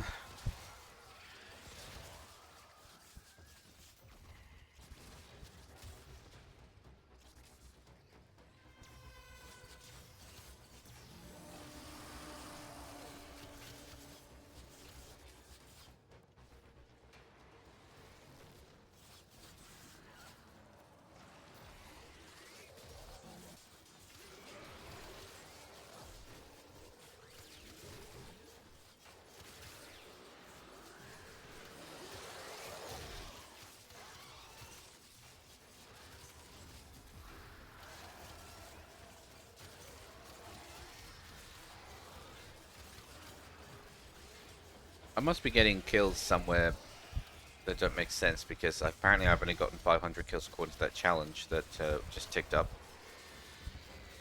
But I got this says, oh no, this says 526 millikills. Really? I managed to get 400 kills not credited to me? My drone? My, like, zombie army? 400 kills?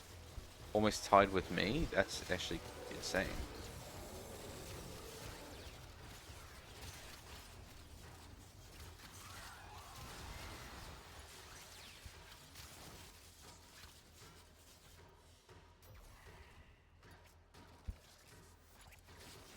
Wait, but that...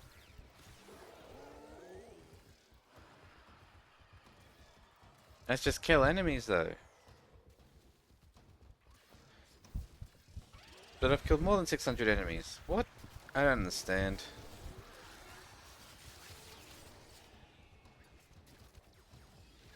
Did I kill the enemies or did I not?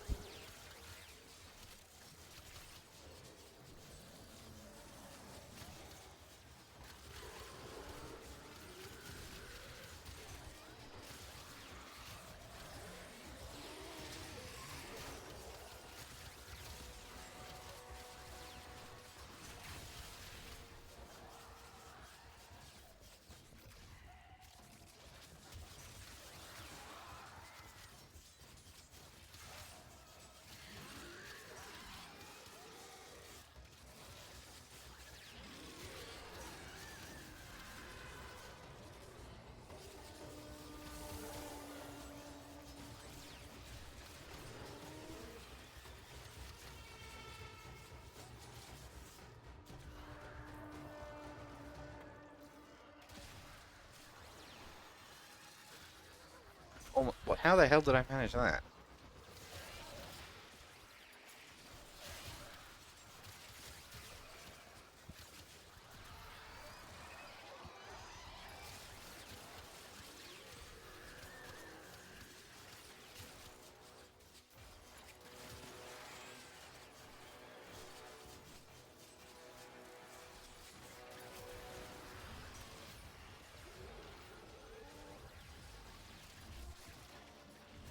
Wait, when did my desecrate stop working?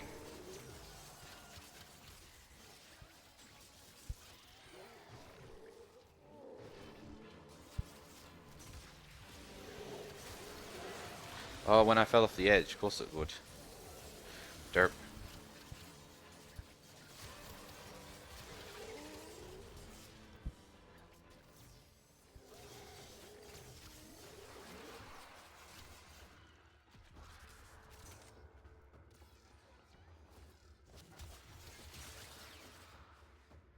Game, you're being stubborn. Just give me the potatoes.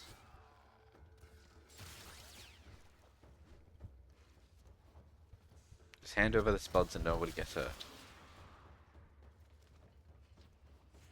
The longer you fight, the more successful we will be.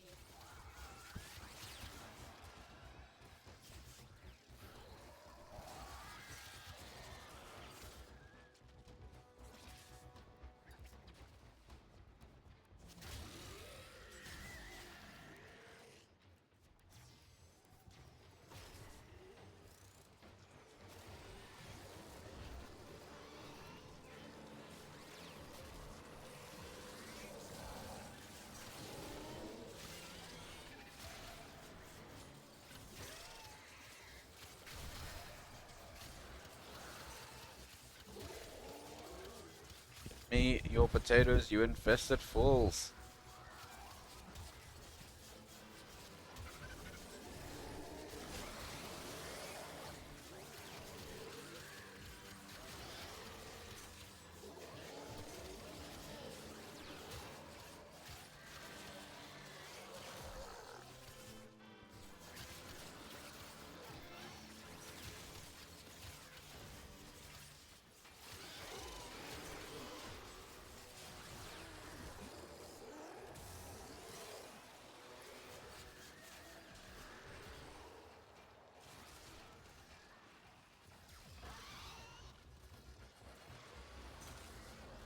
Oh man, I didn't realize how tired I'd be. What the hell? Probably because I'm not really doing anything other than holding down the W and E button. And I've run out of things that I was talking about earlier.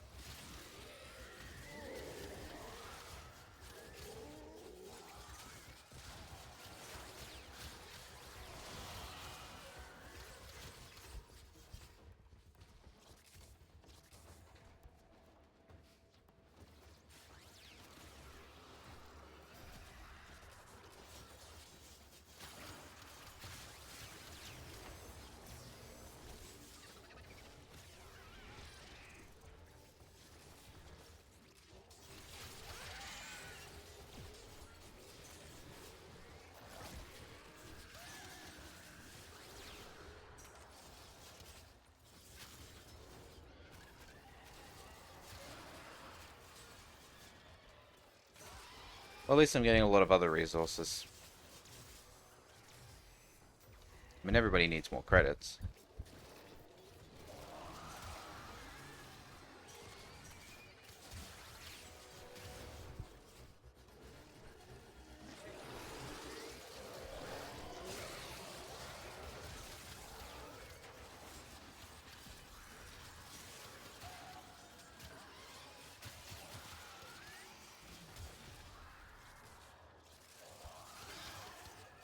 Potatoes!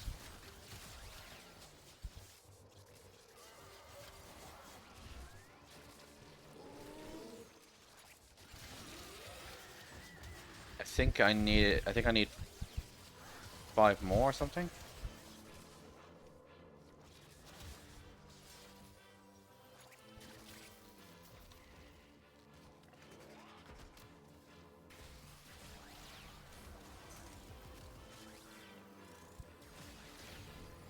That was really awkward. The enemy just pulling me off like that really gently. Gonna take that out of context.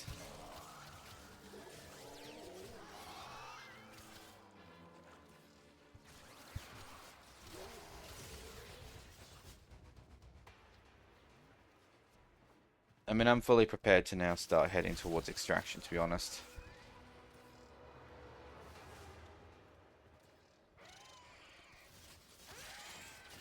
I might actually have enough already. I think I need 5 more, but I honestly don't remember. I'm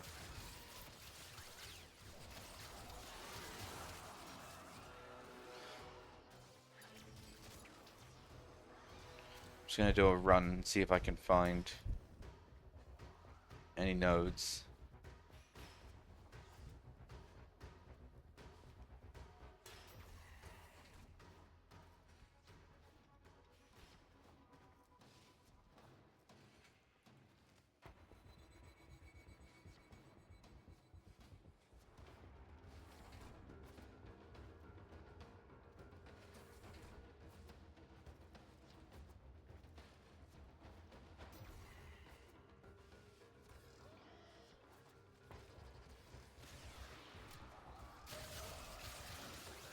Alright, well, there's 2 more. Hold out as long as you can.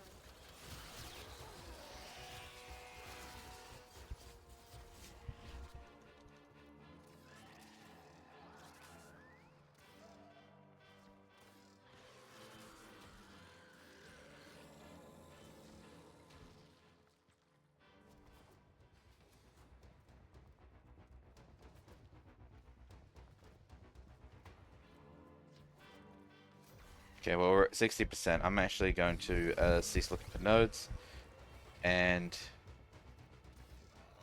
start making my way to the extraction point.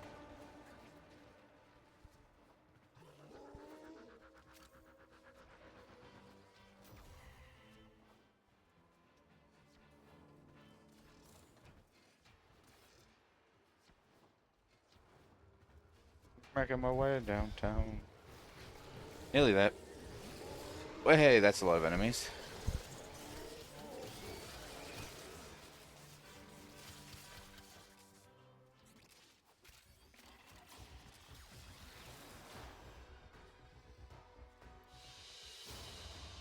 Mission complete. Excellent work, Another big stretch. Good nod. God.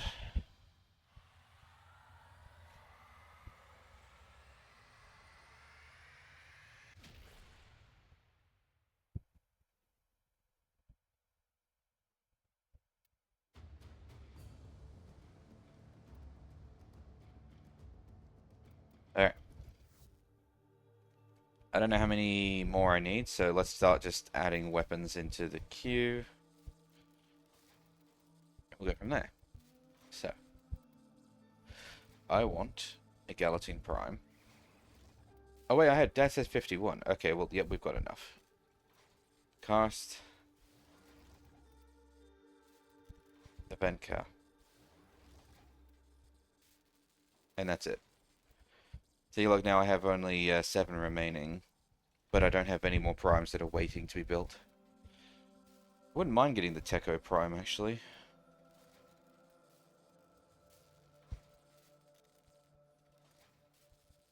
But, yeah, we'll start with those ones. Because, I mean, now I've got, fucking 4 new primes being made for me to upgrade. 4 more primes for me to play with, and I've technically also got the 2 that are in here as well, so... Let me just take off my companion.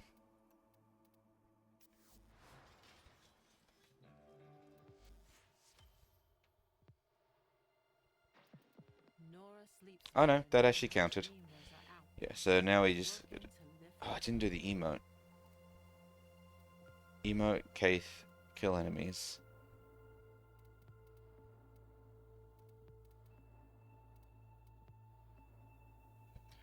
Well, let's do sabotage missions. We'll run sabotage missions quickly, because I can summon the Keith anywhere, can't I?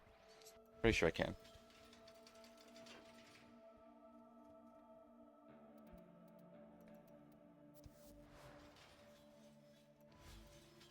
Okay, well I can re-equip all my weapons now, so...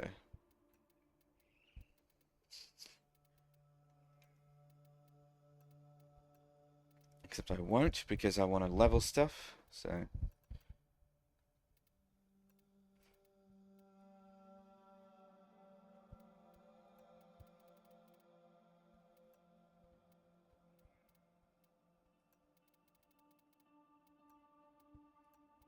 The energy is the color of the ice.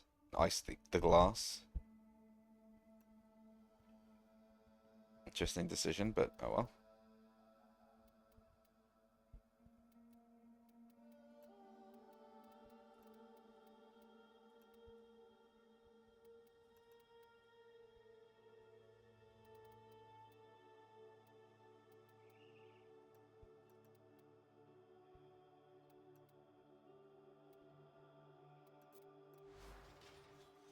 Alright.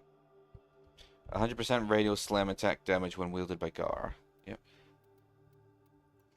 Well, we're not using Gar, so meh.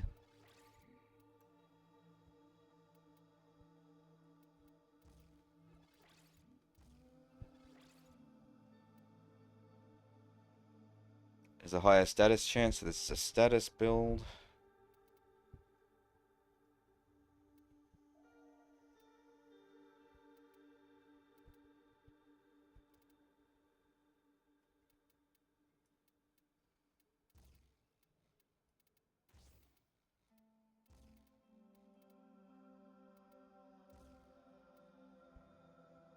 Oh, interestingly, we have enough points we can go straight to viral heat.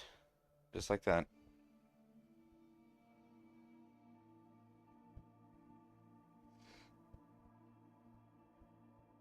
95% chance that's actually going to make this weapon quite strong if unranked is capable of getting all the way there. Anyone I want to play as specifically? I mean, I just grabbed Banshee because she was at the front.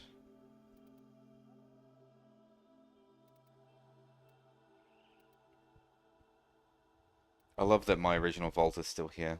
Probably be the last one that I subsume. Oh, speaking of subsume.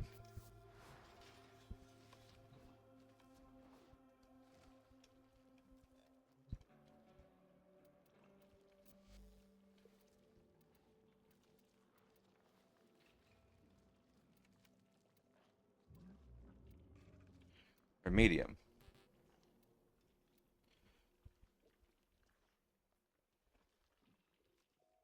Heals himself and his demons. If his demons are dead, they're resurrected. But Goal for Gore has been removed. So we don't have any demons. So it's just a heal.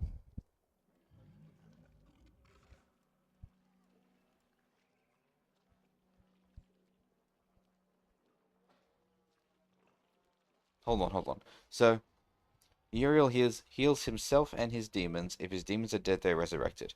It removes Golfagor, the demon, and we have reduced healing. So what does it actually do then?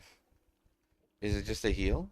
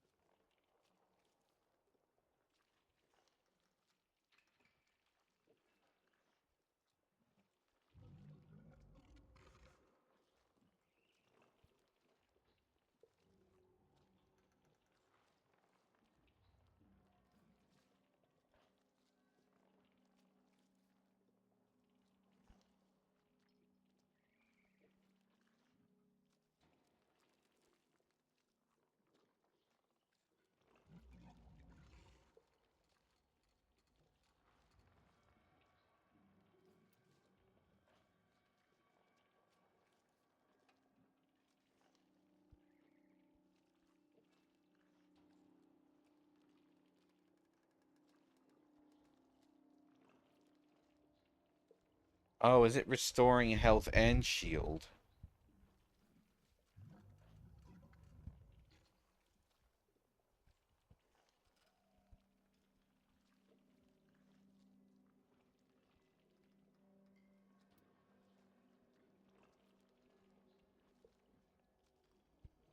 Okay, yeah, I see.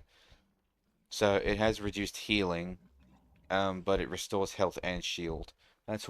That's how it can be useful, is it basically just restores everything. Okay.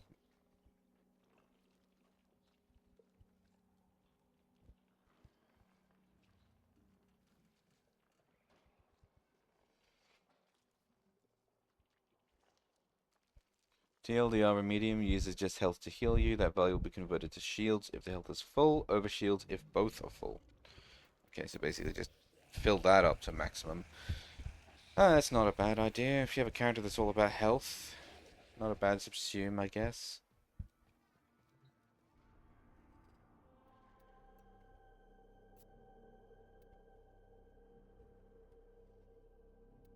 So I'm gonna run 3 sabotages, I think. Dictating terms to relevant personages in mining, personnel, and security. This sector has a new master.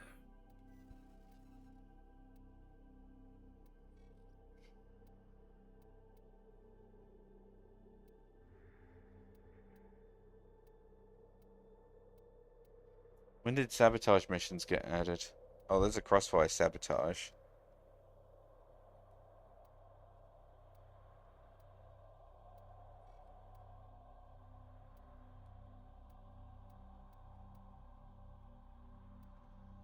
Does a crossfire sabotage count?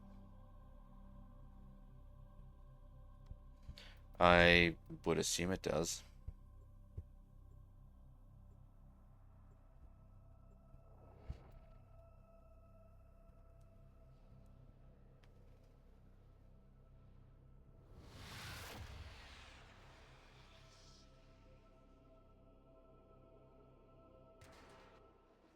I need you to sabotage this ship's reactor. The reactor is a complex system. Start by removing the coolant cells. My intel suggests there are rich enemy supply caches in the area, but I am unable to pinpoint their exact location. Search them out if you are willing to shoulder the added risk.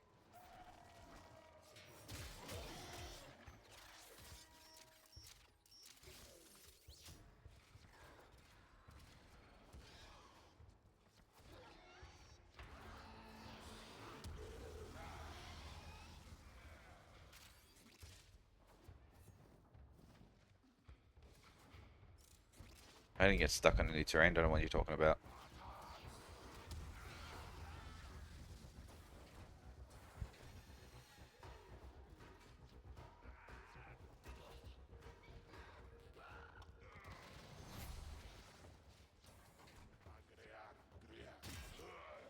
Surprise. That's a bit rude. He was just minding his own business.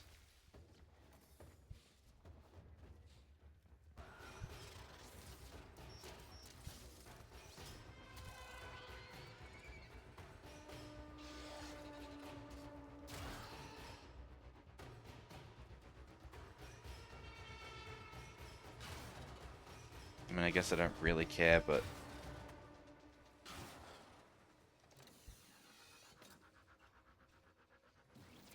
Which one do I go with?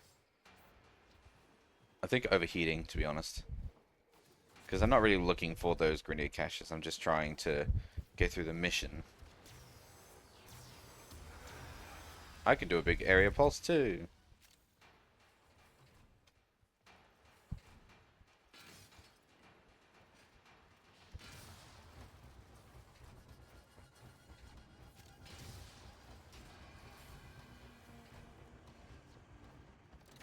The reactor is going into stasis. Now is your chance to complete this sabotage. Use whatever you can to make sure it never works again. A coolant cell has been extracted. Fuel cell reinserted. When the reactor is restarted, this will trigger a meltdown. Still feel like the game's being a bit quiet. Fuel injectors. There you go.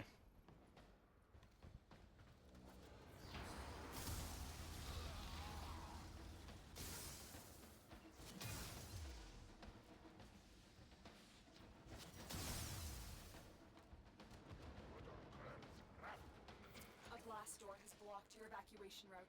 Find a way to open it. You know, I don't think I've ever seen any of those things, any of those like fire blobs spawn. Maybe I should get someone to actually do that mission for me while I like stand off here and see if I can spot any fire appearing. Because I don't think I've ever seen it actually appear.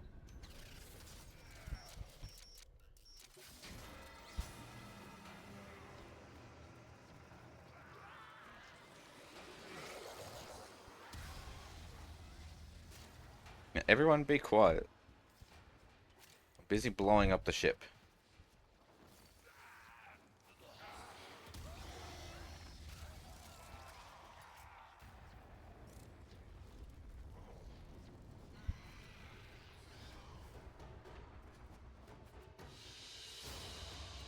Mission complete. Excellent work, Tenno. Surprisingly, I actually ranked up the Volnus.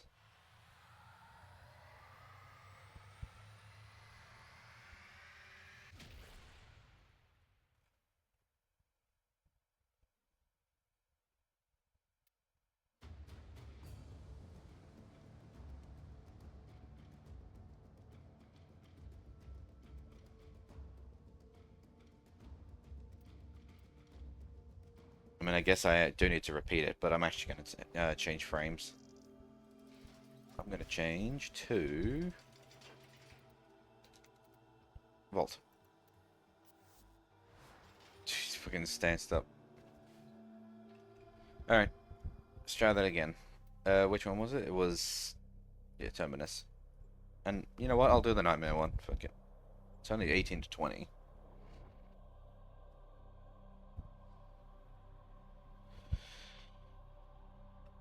Oh, I need another drink. I've run out. I need you to sabotage this ship's reactor. The reactor is a complex system. Start by Whee. removing the coolant cells. Whee! My intel suggests there are rich enemy supply caches in the area, but I am unable to pinpoint their exact location. Search them out if you are willing to shoulder the added risk. Hello anymore. What was that? What did he say? Something about about his body not saying hello anymore? I think I missed it.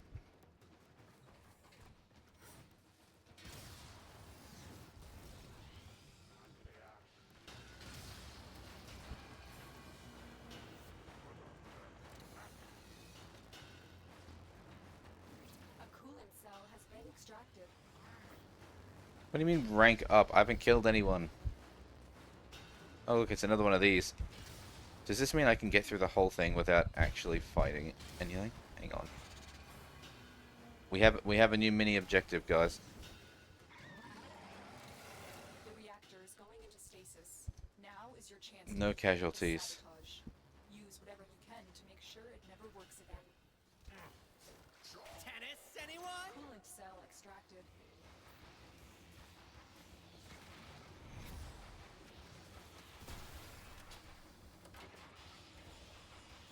Fuel cell reinserted. Come on. When the reactor Straight is up. restarted, There we go. this will trigger a meltdown.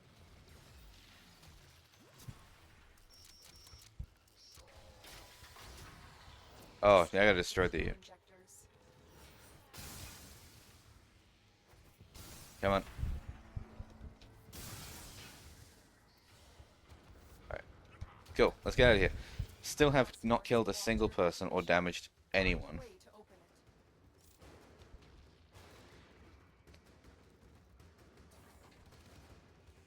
it. We have I am a company sneaky boy. and they do not look happy. I am the sneaky boy. No one knows I'm here.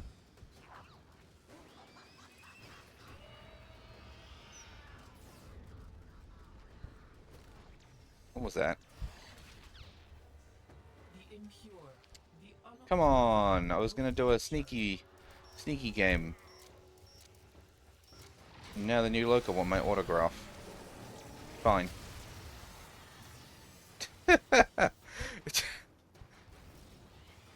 Damn it. Oh well.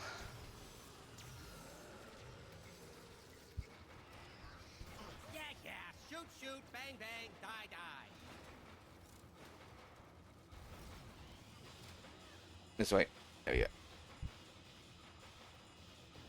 My apologies, everyone. I did not do a zero kills run. I had to remind the new loco where they stand. Mission complete. One melee attack away from failure. That's where they stand.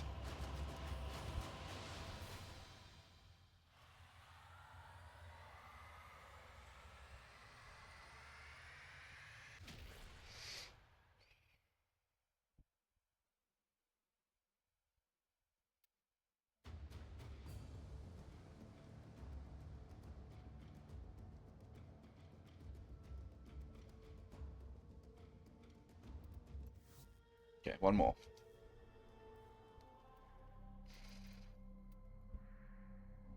I was so confused. It's because the icon was changed, but I forgot. I finished the nightmare, so yeah. I probably should have actually killed enemies in the nightmare mode thinking about it, but oh well.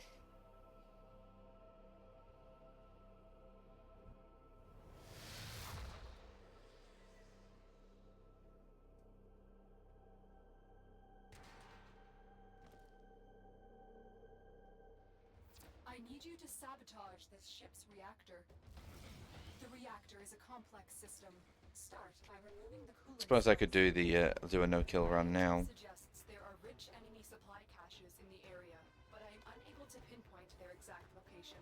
Search them out if you are willing to shoulder the added risk.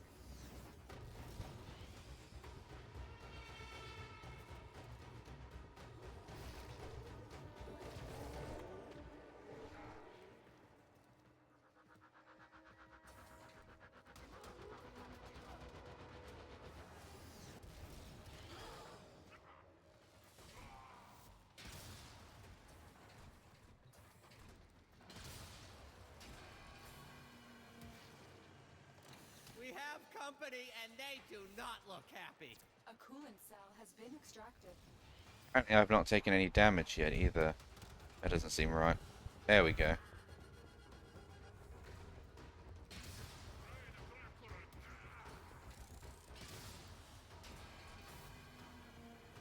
Oops, I forgot this bit. The reactor is going into stasis. Now is your chance to complete this sabotage. Use whatever you can to make sure it never works again. Coolant cell extracted. I was gonna bullet jump, but there was an enemy right there, and a bullet jump actually does a little bit of damage. This will trigger a meltdown. Time to strap on our action pants. Destroy the fuel injectors. No, go away.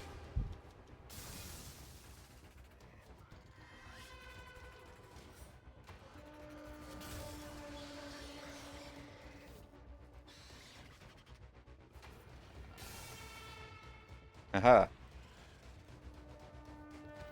blast door has blocked your evacuation route. Find a way to Yeah, unfortunately I have taken damage, but at least I didn't kill anyone. Could you imagine if I got through this as well without taking any damage either? At this point, no one would have even known I was there. Just a breeze going by at Mach speed.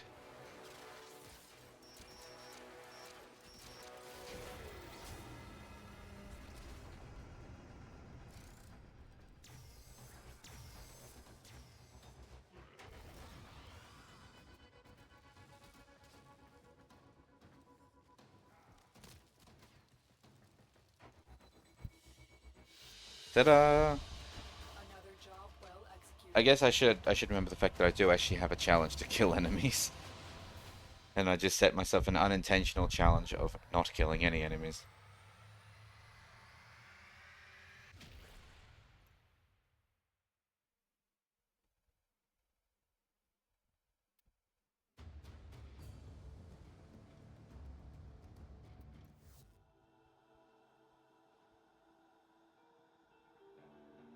I was wondering why my character wasn't moving.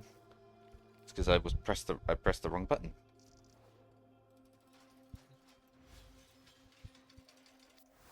Now there's something I've been meaning to do like for 1,000 years, but I can never remember to do it. Every time I see it, I remember it, and then I immediately forget it. Oh, I could have gotten a weapon if I have any argon shards.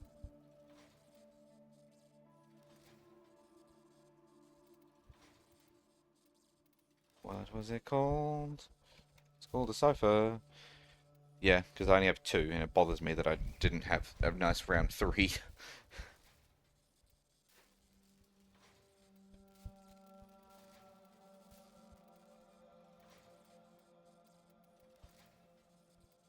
Do I have any weapons that are ready to actually build?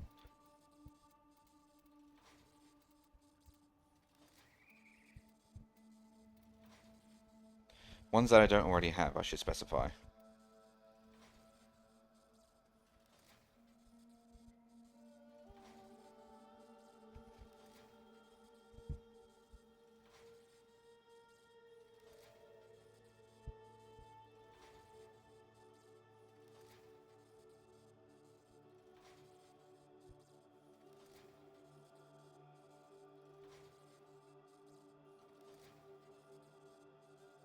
Doesn't look like I do.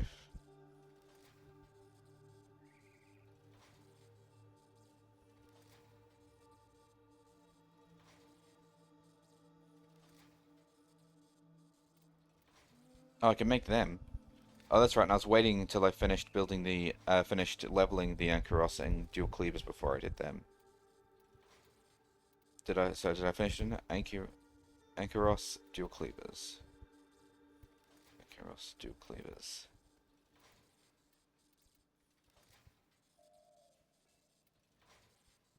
Oh my god, I'm gonna, hang on.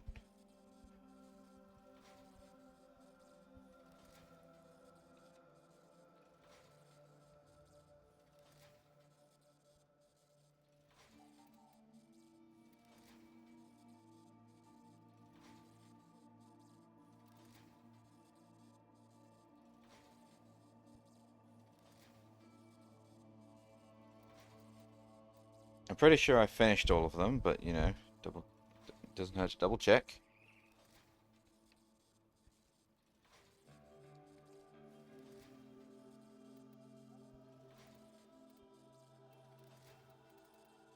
I think my mouse wheel's being weird. Not building the war until I can get another broken war, and I'm not getting broken wars apparently, so.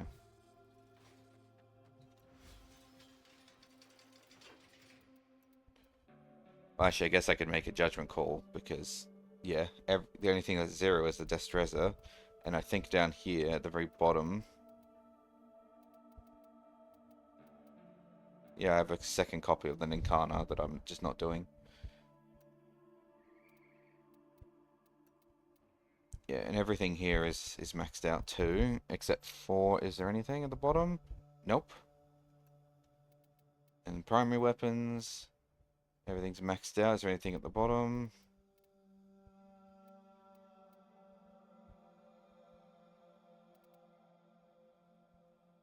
Nope. Alright.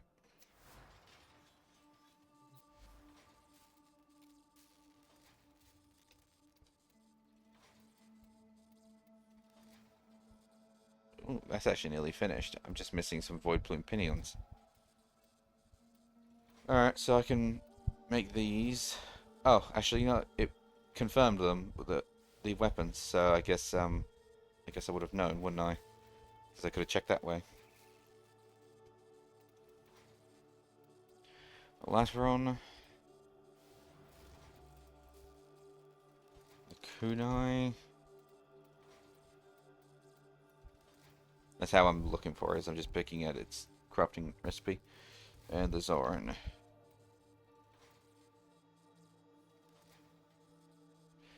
Surprised that this is using that. Because this just looks like hatchets. But it's using a weapon?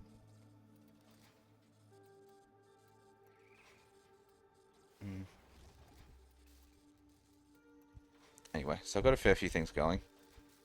Let's claim that cipher.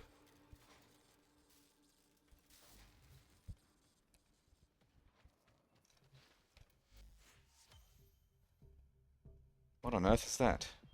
Oh, the Autonomous, which I don't own anymore because I've just disintegrated it. Yeah, so it's kill enemies. I need to use my Kaith and I need to use emotes. Let's get back to it. Well, I don't think I can use my Kaith in a leveling mission. So hold on. Will there be explosions? I do love it when there's explosions. Don't we all? Don't we all? I'm gonna take Citrine into the leveling area, but first.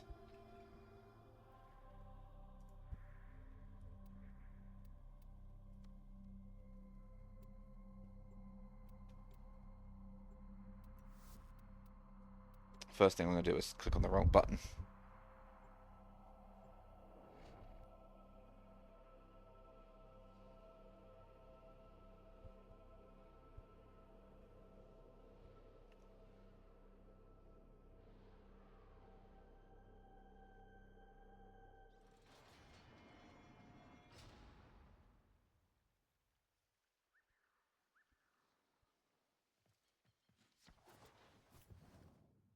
What is with the frames? Hello?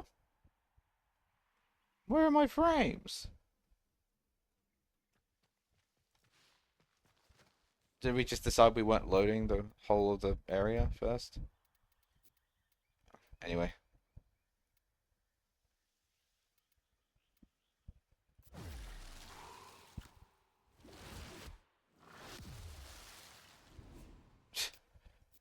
What was that pose afterwards?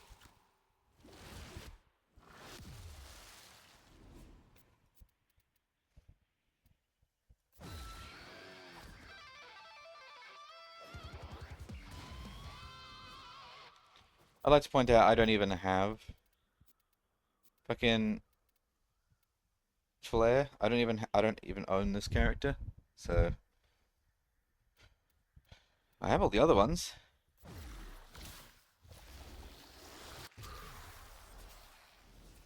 What was that? It was in the grass.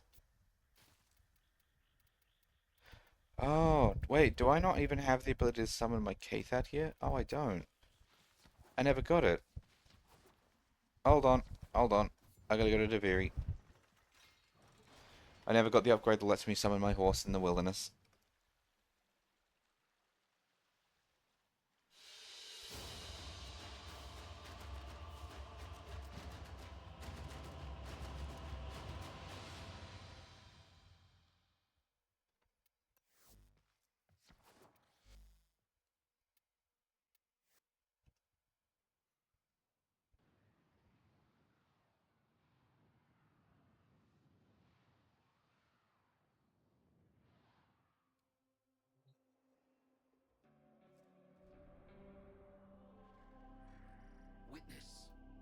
control expands to a new sector. Except, you lack the capacity to stop me. Resolve to surrender or die. I mean, I wanted to just explore, but... Oh, actually, hold on, there is a way.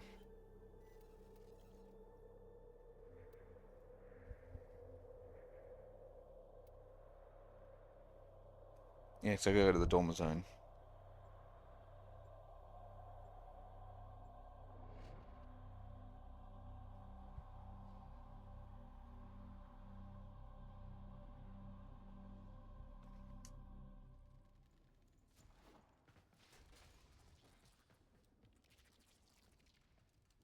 Okay, no plans for me.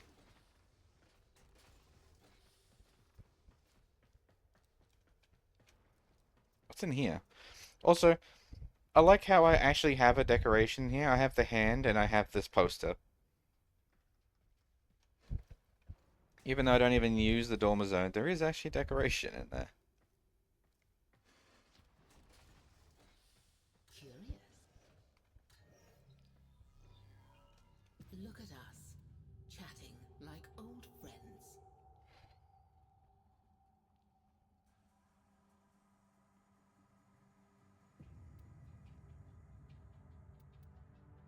But I say, how many resources do I have? There'll be other times. Have you noticed that Kunavo's hold only comes into view when the king is overcome with fear, anger, or sorrow? Well, I can't afford any of this because it cost me 14, and each of these is worth 9 on its own. So I'm not getting that. Nothing tickled your curiosity, hmm?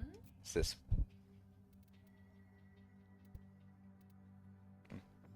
You remain quite unpredictable. Everything you see has been painstakingly Oh, and then here's the by type, the function, spider. flavor. Oh, there'll be other times.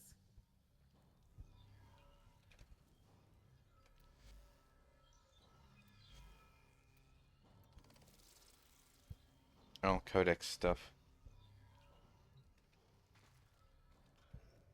Yep, and then there's the Arsenal and Drifter. Alright, I want to go in here. Oh, okay.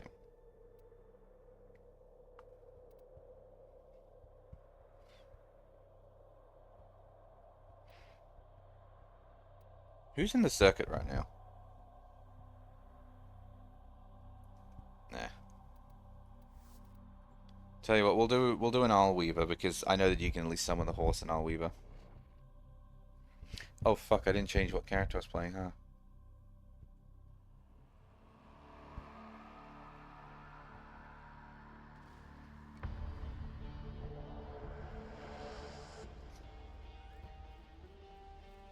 Oh wait, no, it doesn't matter because you get given frames, don't you? Wait, come back. Oh, that's just a rabbit. I thought that was Lua. Also, I noticed that my cursor was leaving the game, so I gotta be careful and looking down.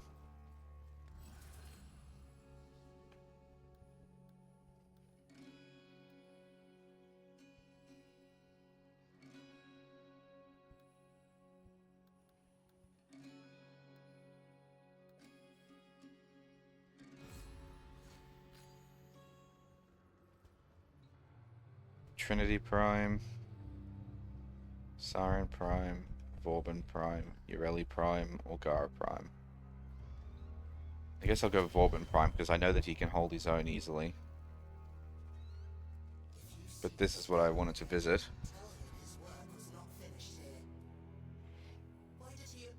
Nope, can't afford it. But it's the next one. It's the next upgrade. 179 out of 205, and then I'll be able to summon the Kaith anywhere I go.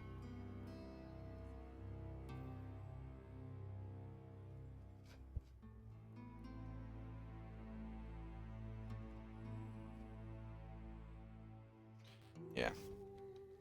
To think Teshin grew old hiding from me here. Remember what the scholar told us. The fragmented ones tether down the strands of Pra that weave her false Duviri. Get to the heart of her power. Call forth the beast, then kill it.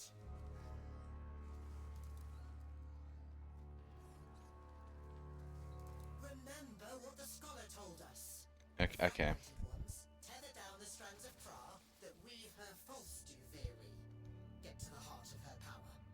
Call forth the beast, then kill it. Oh, my Gunson. Well, I'm definitely picking that one then. The Alternox. Good choice, good choice.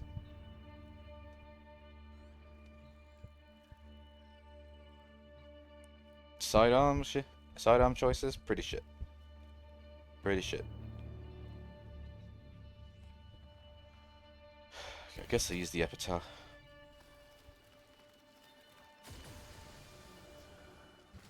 The triumph of dust. They ousted me from my city. So I found myself a kingdom to rule. Mother would be proud.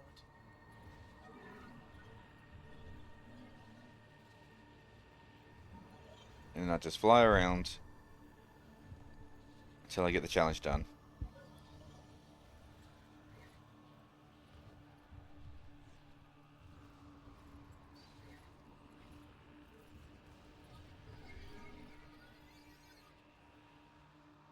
And then once it's finished, I can then pop back over and complete the actual missions. Shouldn't take too long, realistically. I got some pretty good rolls, so.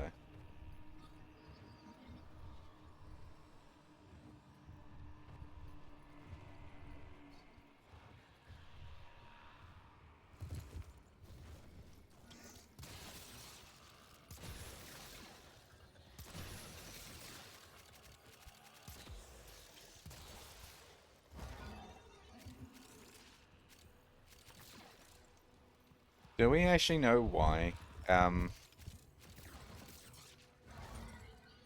Do we actually know why she's here? Horse, thank you. Still don't really know how to change between flying and running. But do we actually know why she's here?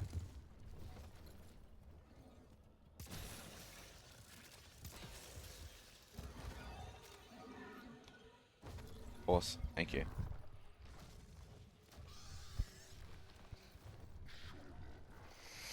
Because I don't know if we do.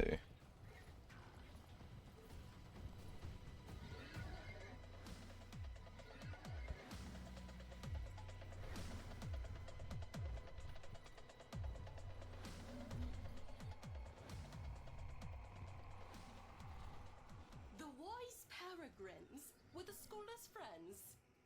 Look through their eyes to find the eyes of the beast.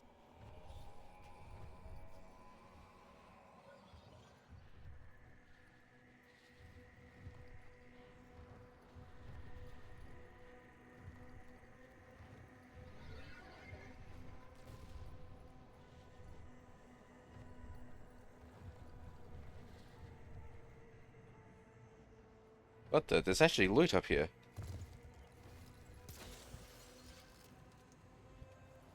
I didn't think there would be. I mean, Warframe is usually pretty good when it comes to rewarding you for exploring by giving you resources, but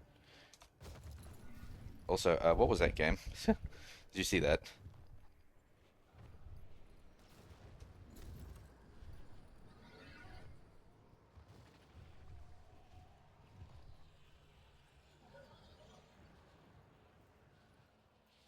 Meow.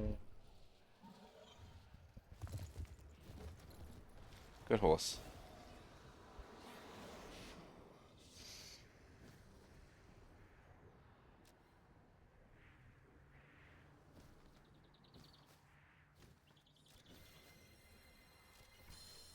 I was about to say, am I going crazy? I couldn't see any.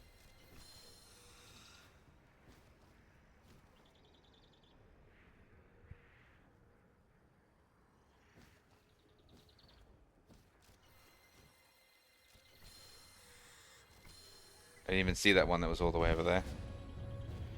But it started counting it, so. Eyes now, kiddo. Wasn't marvelous enough.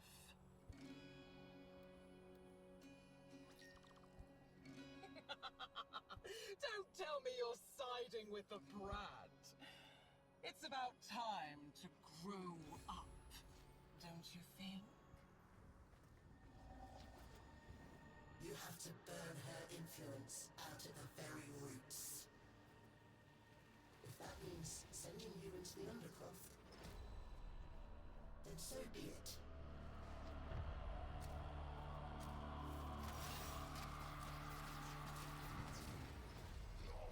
If you came here to use Albrecht's crucibles, the only thing you'll create is a corpse. Yours. Still don't really know why they combined the orbs together, but I guess it doesn't really matter. So the only one I have a bit of a problem with is the vector overdrive. So the only way to get the boost is to stand on the pad, and because I have high damage output, the pad launches me so far away that I have to use a lot of the boost just to get back.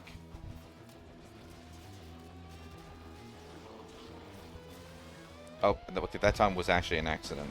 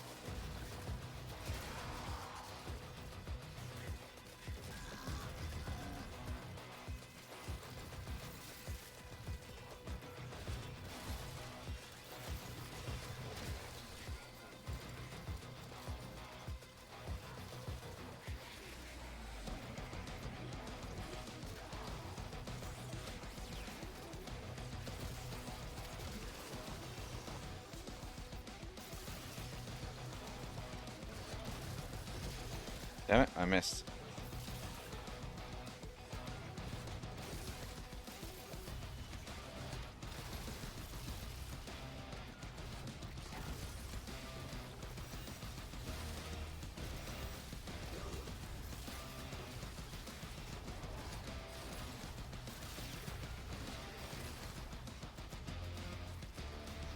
When this game mode first came out, not the Isle Weaver, but like Crucibles, at first I thought it was actually really cool. I was like, oh my god, a new type of game mode to do. This is great. Now I feel like it's just a slog. Because it's like, it spits an ungodly amount of enemies at you. So that way you have all these amphors to throw. But you have to stop to pick them up. Then you have to actually throw it at the crucible. It's not fast. It's not bad. I don't mind doing them. But like it is slower compared to some of the other stuff.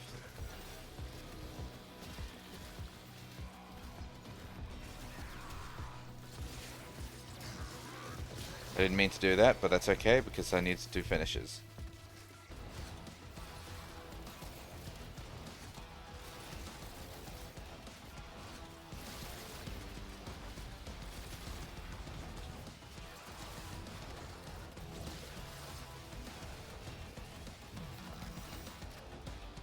Can you stop?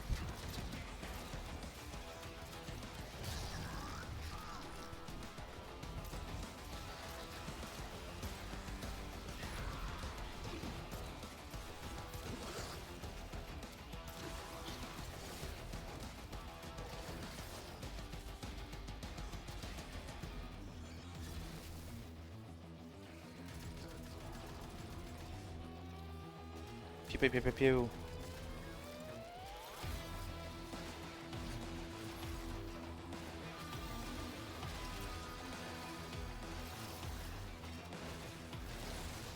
I do like that the reload for the Ultinox is over your head.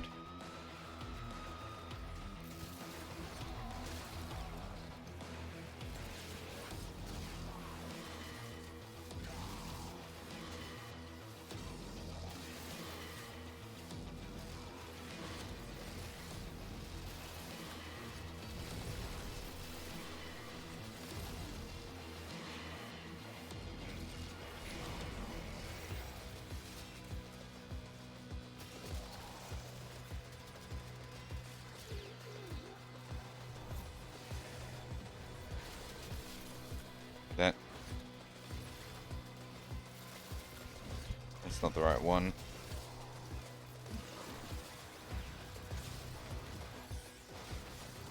Sometimes the animation is a bit wonky. It is a bit wonky, but it's still good. Still good.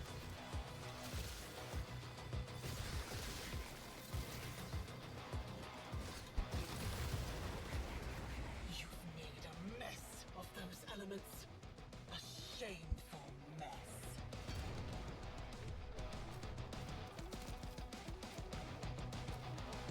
Oh, I just realized that I was an idiot and I didn't pick up the extra bonus stuff. Derp? You really want me to spit this body out with how chewed up she is? You ran all the way back to my poison. Excuse me. I was picking a decree. What is it you need? Eh, give me that one. It's more efficiency.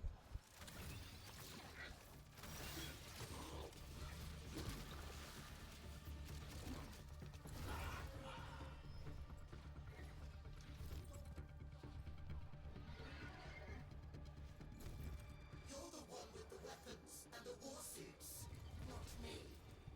So you have to make the murmur go away.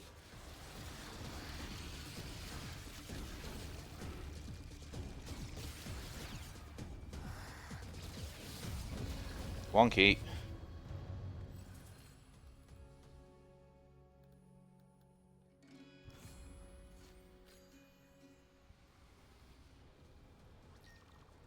Also, just realized that the extra collectible things aren't in this game mode; they're in the other one.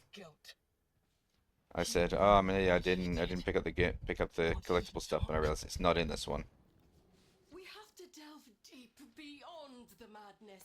Unlock the reserves the scholar instructed us to keep.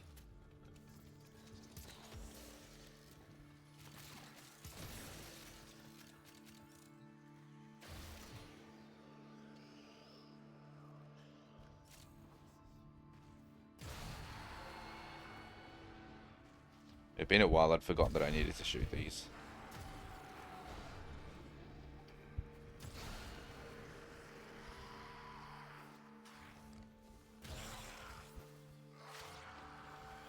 Ouchie.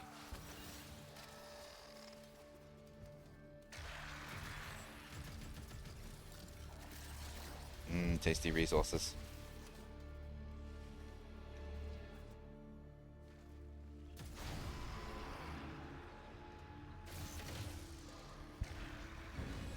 Groveling in the dust for lost morsels. I was dying all along. That one. Did you know that? Dying from the poison I sucked down to kill the tech rot in my lungs. Until it held out my own severed hand to me and offered me life. I was about to say, you're kind of ruining that moment by talking. I have that song. I have this song on my Spotify. It's so good.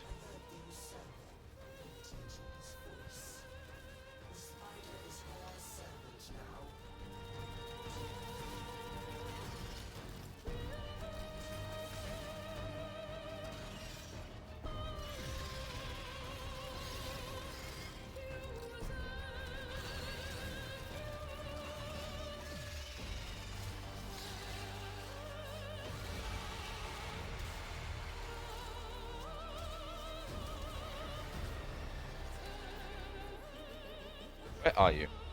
Oh, we're doing this game now. Okay.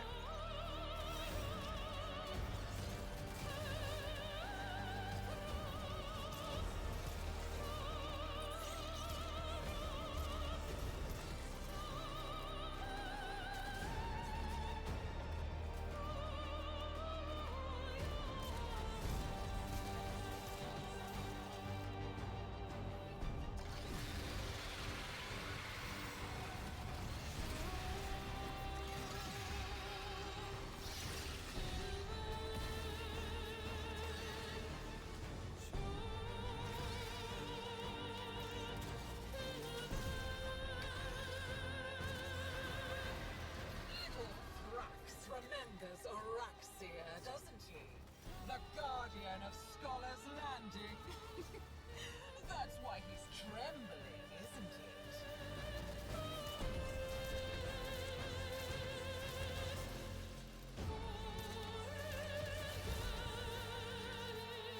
Am I actually supposed to be destroying these little scuttlers, or is it just this? Dude, I never really figured it out. No, just destroy the scuttlers.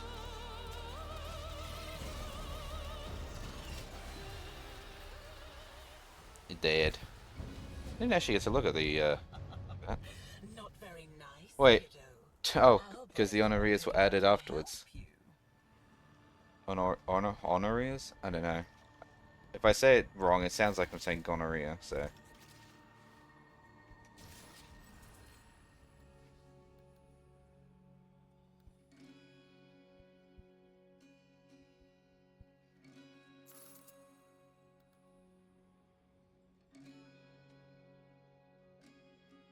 Oh, your weapons deal extra hit with 100% slash damage and status, but 100 slash damage and status are self-inflicted when you attack? That's awful. That's awful. I'm using the Gunson. I mean, it's only 100 slash damage, but damn.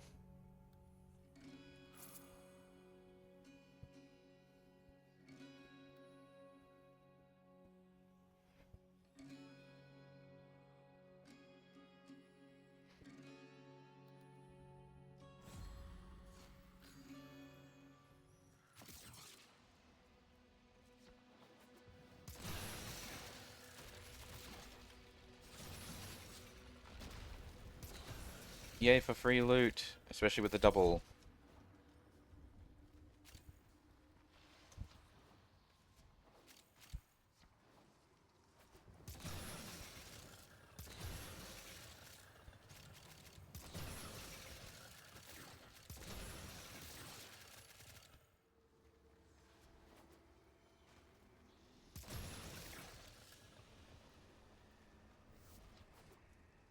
All those necrocoils that I'm walking away with.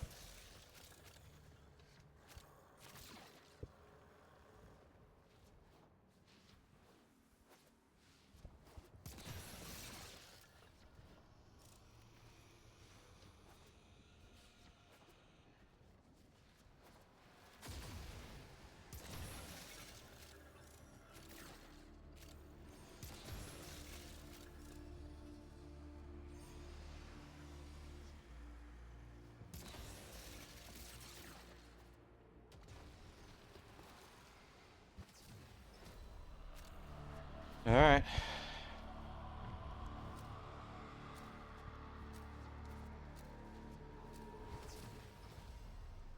This isn't your home anymore. It's time for you to get out. No. No, it's my home. It's my home. I live here now.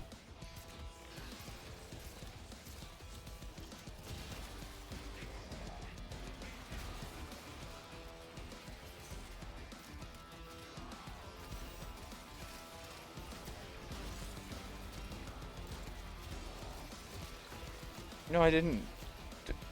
Why didn't I do the gridlock thing? Did I hold it? Maybe I held it down for too long. The Bastille just triggered into the black hole mode instantly.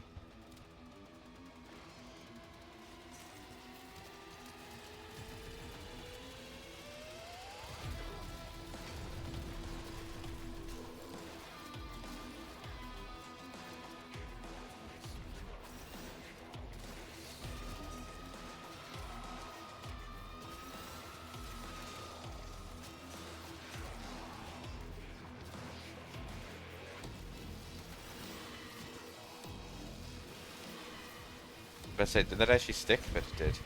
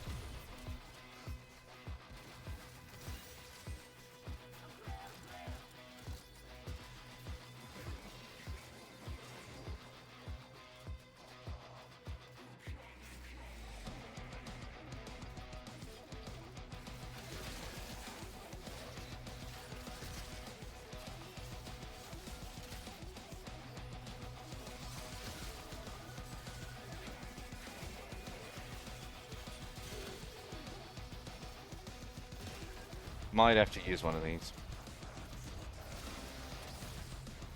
I am playing the long game. Are you?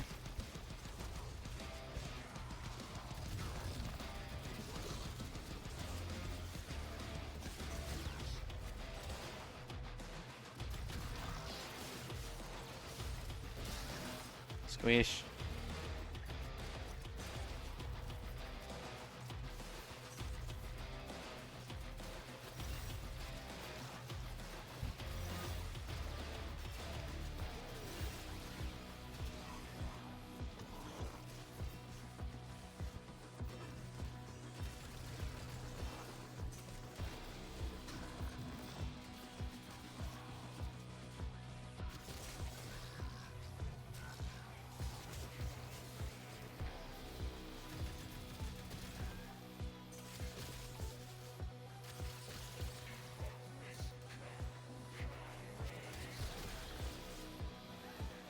It's interesting. It wasn't look like it was actually pulling them in. It just looked like it was holding them down.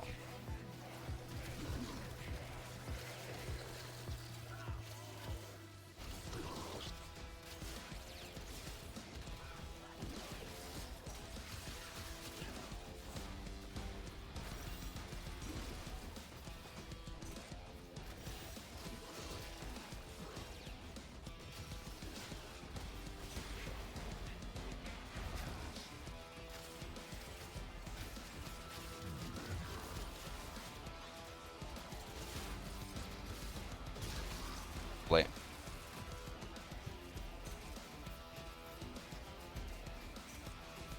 Yeah, we got this. Easy peasy.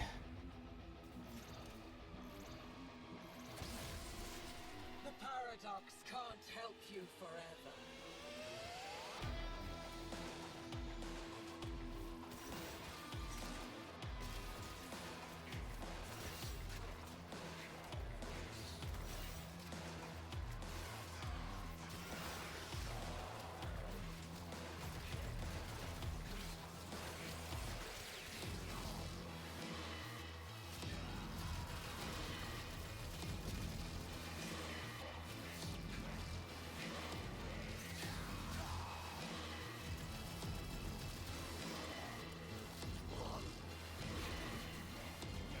I can do this forever.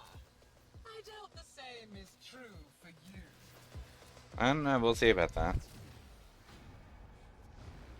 I mean, how many times did we get killed and then brought back in the Deviri sequence before we actually escaped?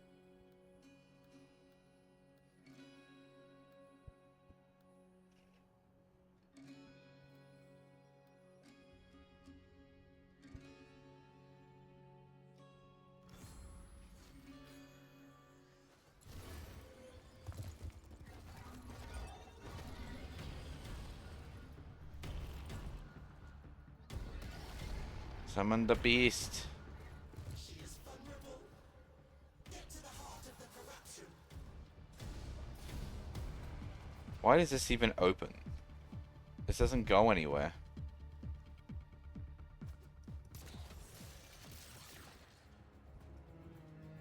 Oh, actually, this leads all the way to the hole, so it's the pit. So I guess it does kind of go somewhere, but no one actually comes back here as far as I'm aware.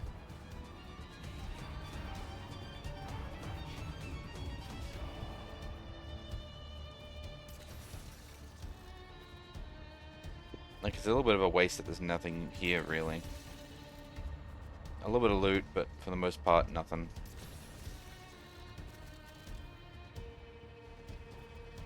Nothing special, no reference, no, like, Easter eggs or anything. Because, like I said, no one actually comes back here, because when you're going into the pit, usually you come in from inside. You don't come in from out here, so...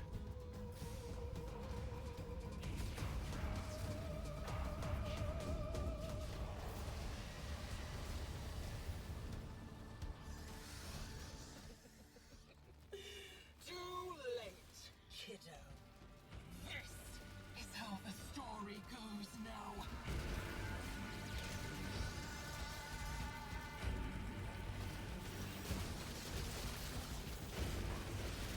And then I just mow through them all.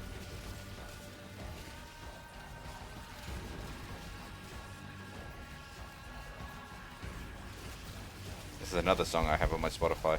I have a lot of Warframe music, actually, on my Spotify. But I feel like I can't really be blamed for that because the music is so good in this game.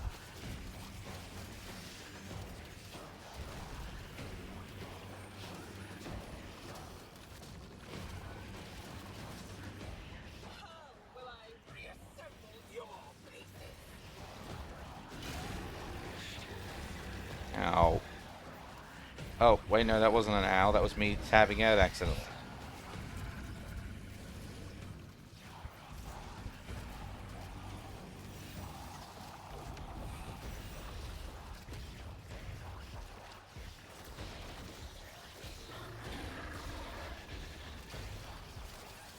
Yeah, none of that's doing anything to this dude, so melee time.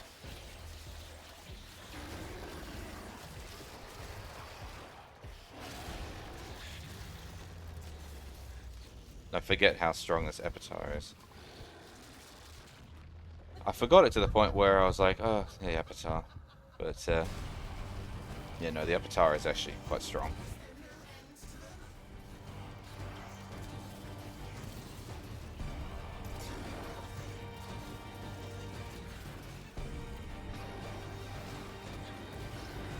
Pew.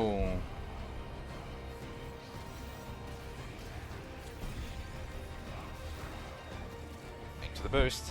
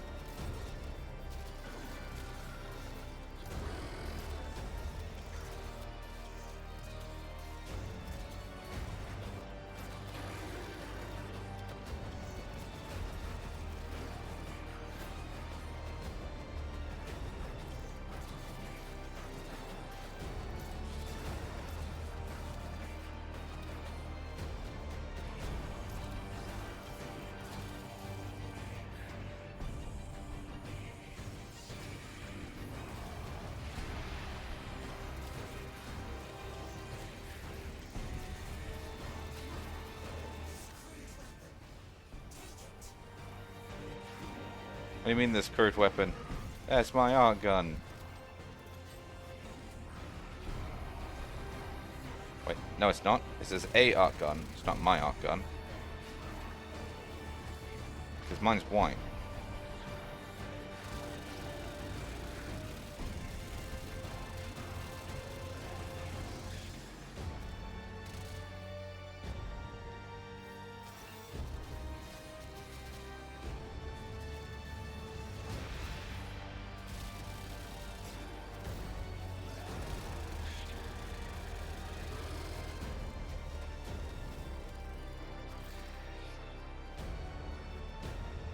Excuse me for a second.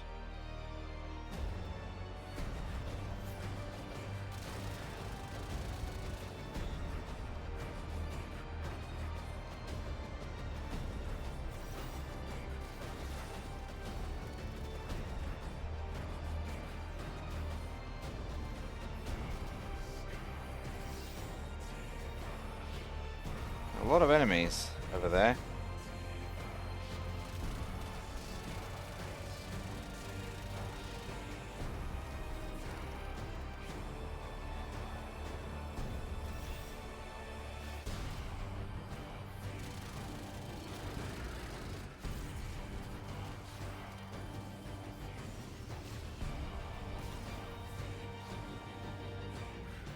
Strike.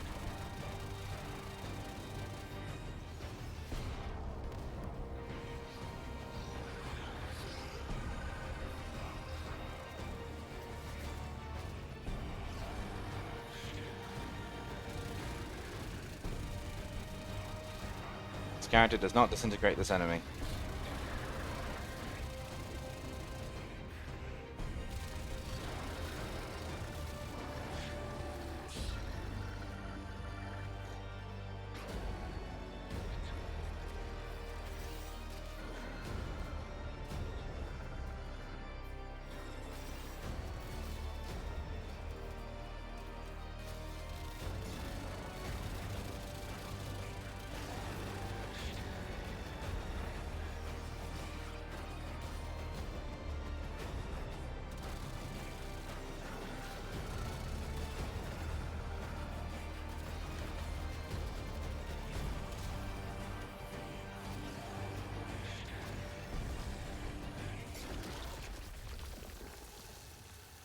There we go. Much better. And back into the realm of untold Oh. stories she goes. Thanks for the new art gun.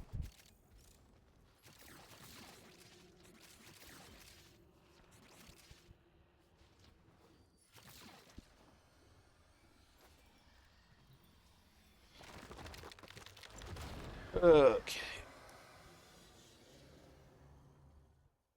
Oh, big stretch.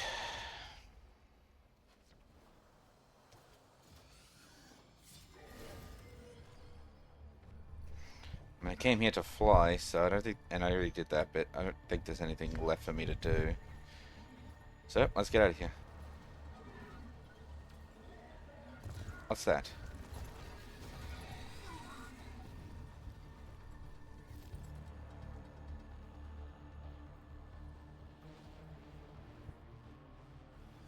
Something I'm not allowed to get, so... Oh, that... Is that where the, art gun is, actually? All the way down there.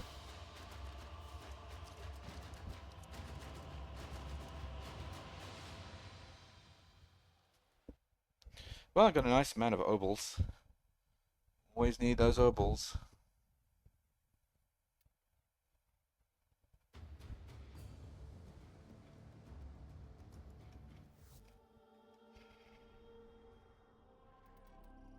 Shall we level up? Personages in mining, personnel, and security. This sector has a new master.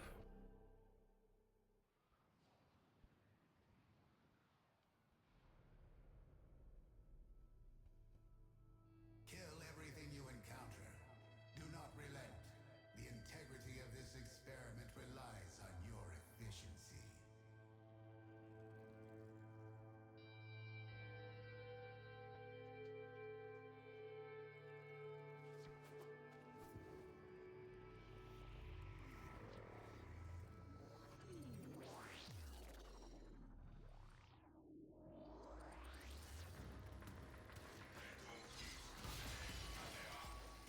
I'll put that there. And then sneeze crystals on everyone.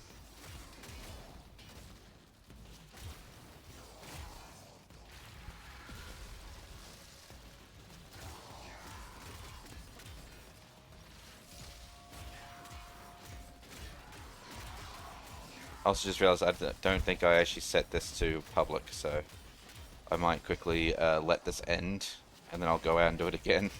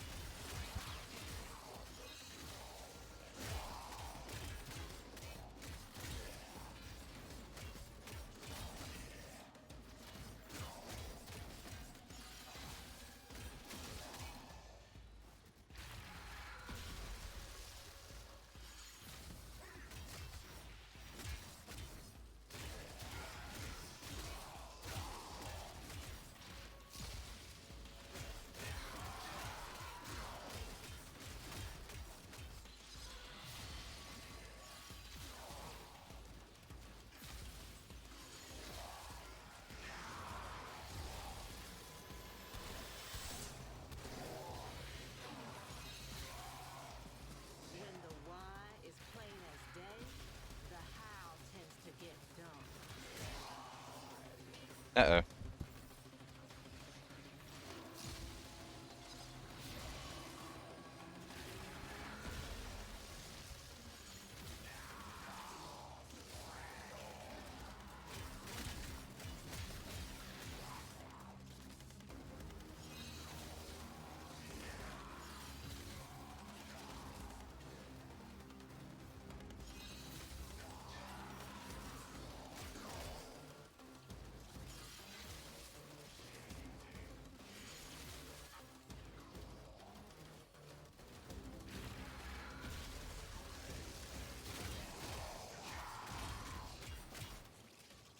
I mean, we're doing okay. We're not doing well enough, but we're not doing bad.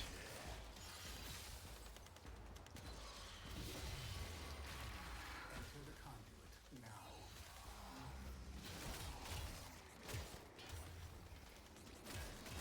So we'll back out. I'll reset it to public, and then we'll go back in again. Hunter, you are running out of time. Enter the data conduit.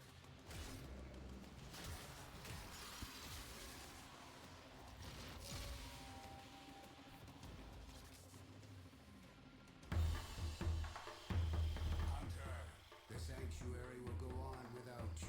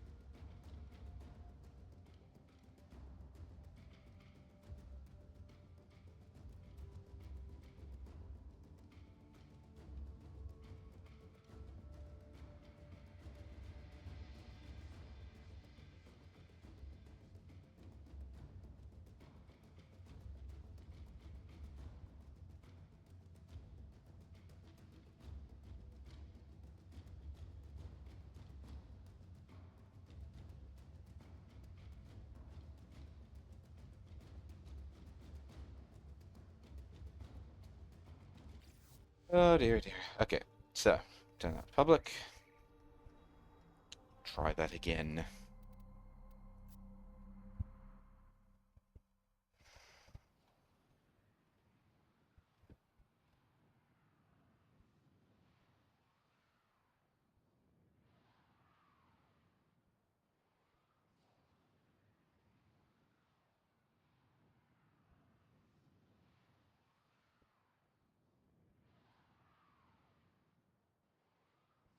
Okay.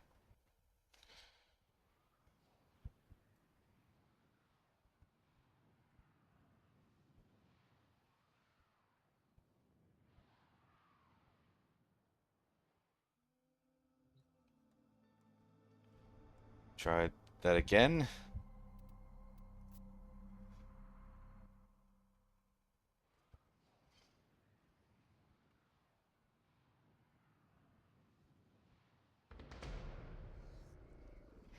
This is Cool. a stress test. As we were. Destroy all specimens as quickly as possible. In this chaos, Is that a rhino? Oh, it's a vault. I was about to say that horn on the front, was that a rhino? Rhino? No, not quite.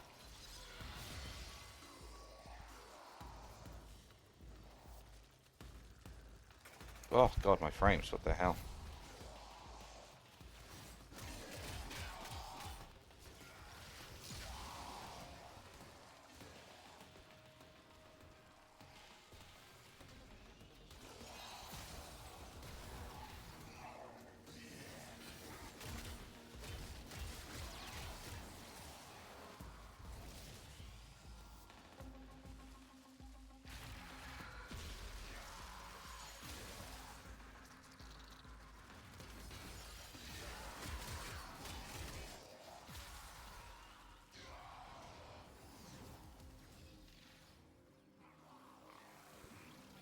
Oh, I see. I was just looking from the side. I thought it was the Death Watch skin for Rhino, the one that makes him look like a big rhinoceros beetle. No, no, no, not quite.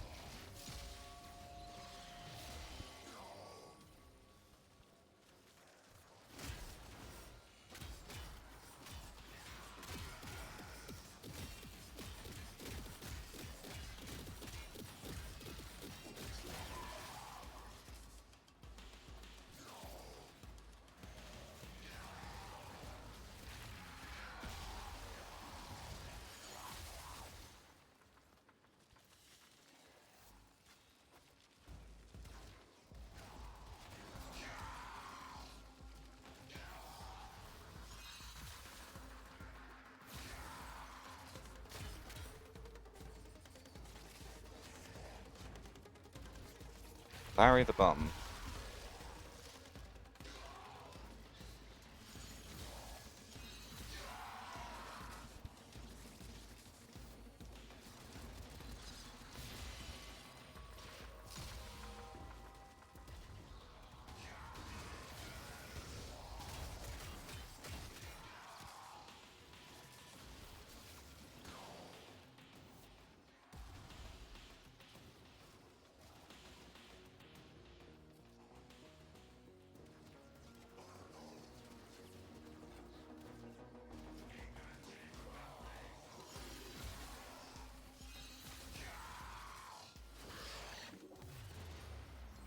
In the portal.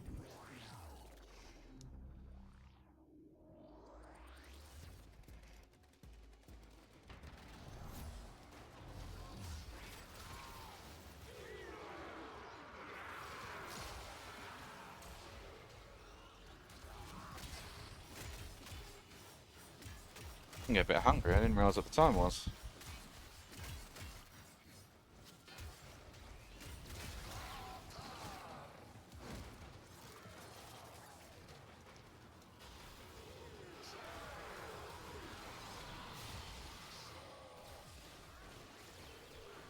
Oh, Larry's gone.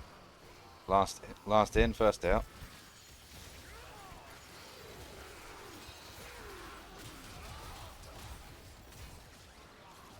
I mean, I can't really remark. I'm nearly out.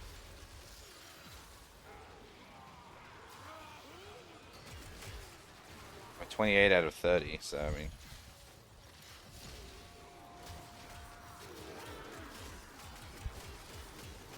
There we go. Now I'm out.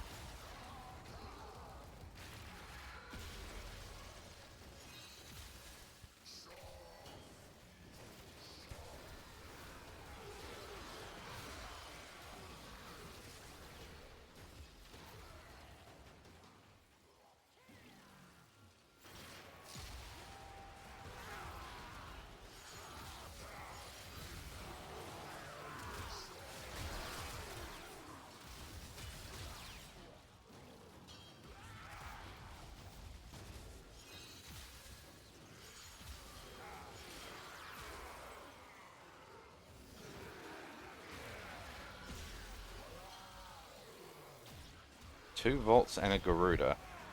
Oh my god. I've never seen a Garuda. Well, not never seen a Garuda, but I haven't seen a Garuda in a long time, actually. That's a pretty rare one to spot. But the 2 Volts, yeah, you see them everywhere.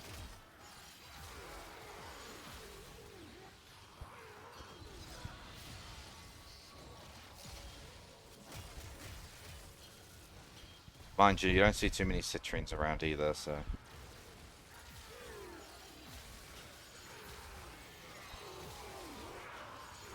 Don't know why. I have learnt that she actually hits pretty damn hard.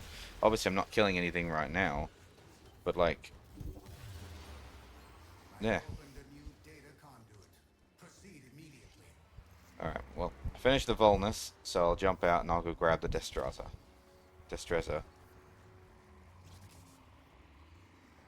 And then I'll come back. You are running out of time. Enter the data conduit.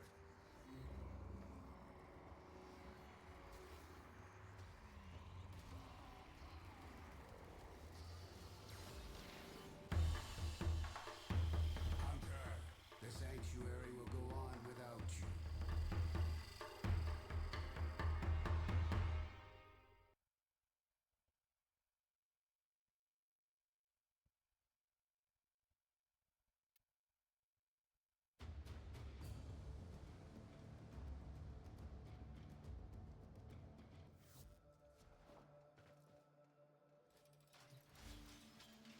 The Volnus was actually not doing too bad, even though it was unranked at the time, so might actually consider using it more often.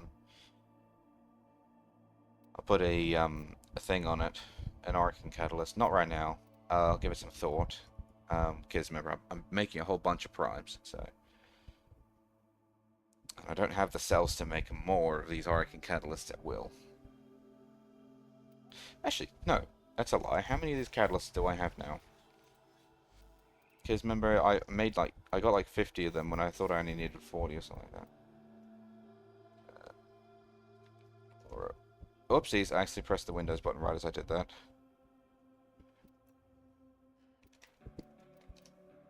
Yes, I got 10. I have 7 Arcan cells. You need 7 Arcan cells, and you need 1 Arcan cell in order to make a catalyst. Okay, well I can make more then. Still, I'd rather not, if I can pick what I want, without regretting my decision later. So I think a condition overload would be quite nice. I noticed it didn't really get any capacity when it leveled up. Because what I want to do is I want to put on Galvanized Elementalist and Prime Fury. Because those two are good. Prime Fury obviously speeds it up and it's an axe, so it's going to take ages to actually hit things. And Galvanized Elementalist increases your status damage, and every time you get a kill, it increases your status chance for 20 seconds, up to 4 times. Meaning it can become 120% status chance if you get 4 kills. So, well, the next one is the Destreza, which for some reason I keep calling it Destreza, but it's Destreza. She's a rapier.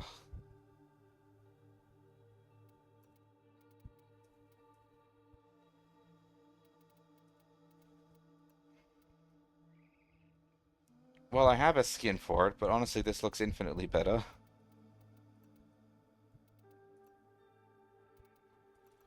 I didn't realize just how dramatic that fire actually was until after I got it. It looks good on some weapons, though, I will admit. And if you have 2 weapons, you get 2 of them. 2 fires. Quickly level that up because I didn't have one. Bam. Couldn't help but notice it's the only one, actually. Wonder if there's another rapier mod out there that I just haven't picked up yet. I mean, there's not too many rapiers in the game, at least not that I know of.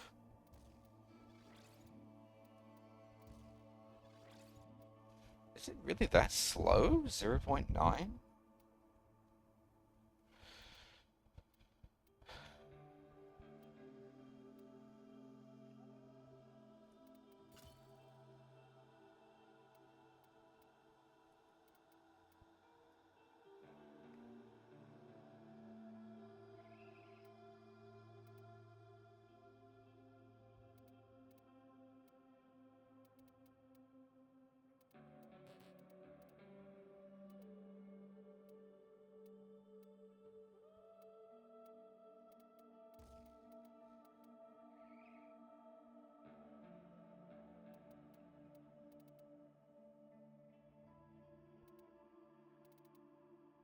Yeah, we'll go with this for now.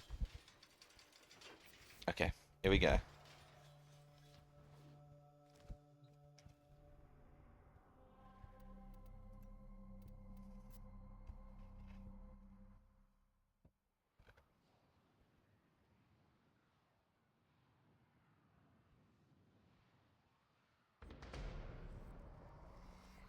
This is a stress test.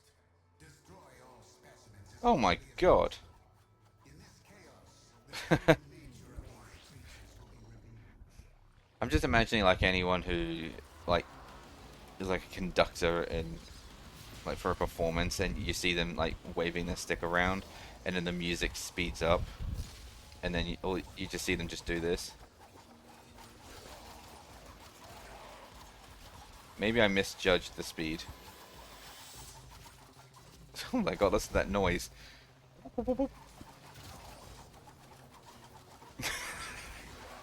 Maybe I think I might have misjudged the speed a smidge.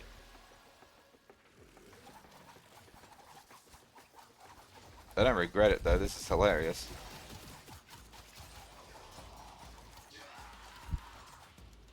What am I playing with?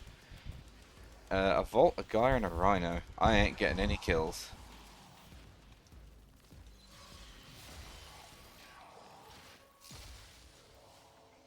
I shall play the support.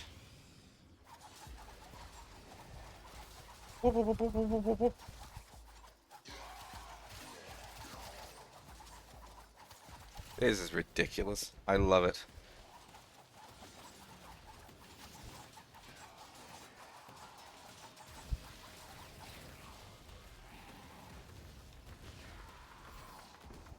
God damn it.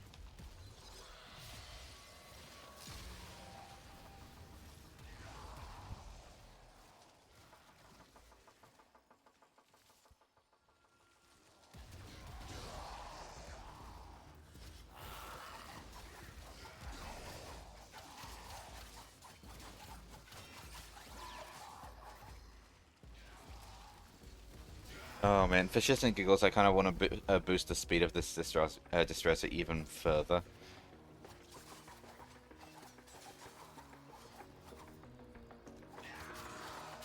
It's like, on guard.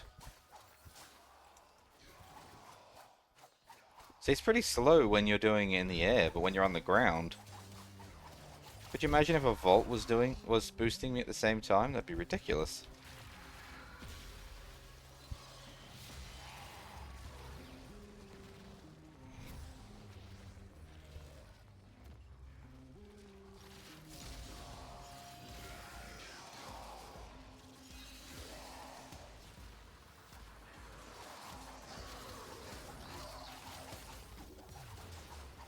I have opened a new data conduit. Proceed immediately.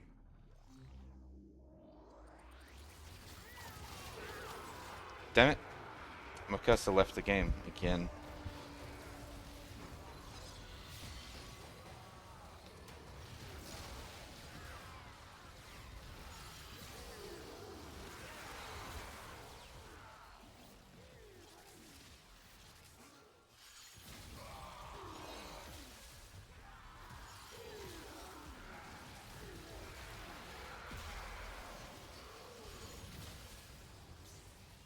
Ow. I'm on the ground.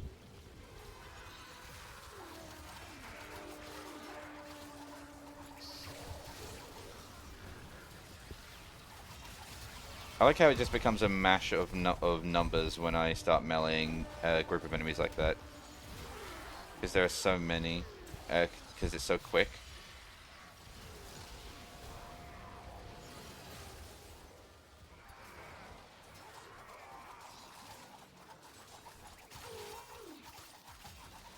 It's not large numbers, but it's a lot of numbers.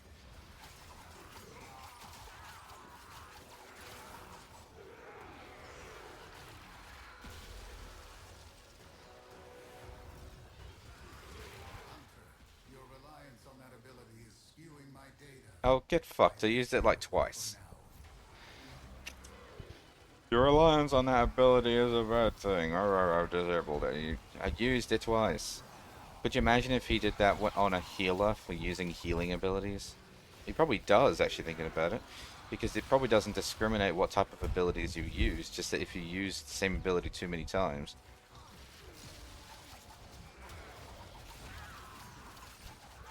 Who's the 109? Well, it's obviously going to be the Rhino. What the fuck kind of question is that? And I know you can subsume, but... There's literally a Rhino on the team. It's going to be the Rhino.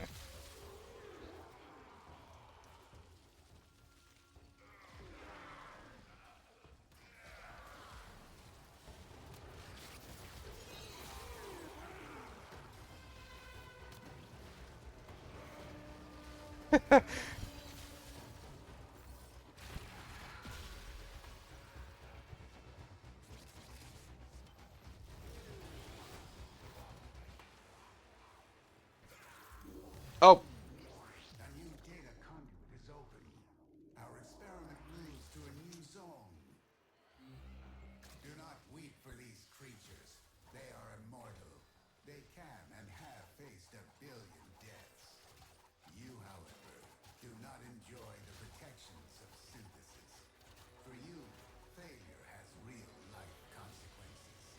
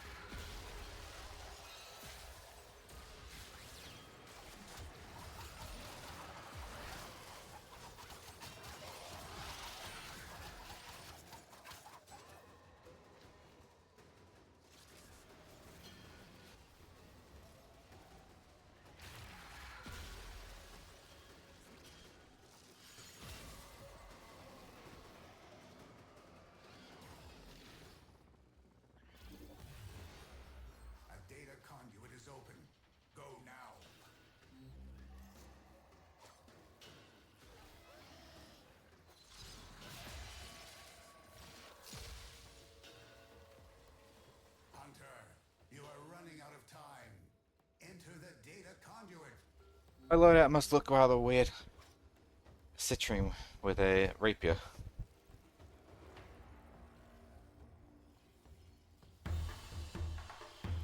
Hunter, the sanctuary will go on without you.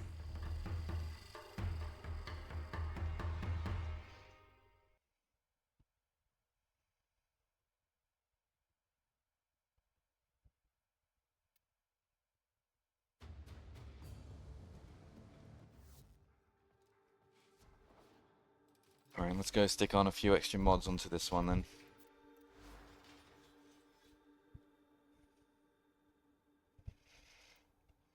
It be crit, so... Oh yeah, right. Well, let's drop the attack speed, because we don't really need it to go too crazy. Though I may have been getting boosted. But still.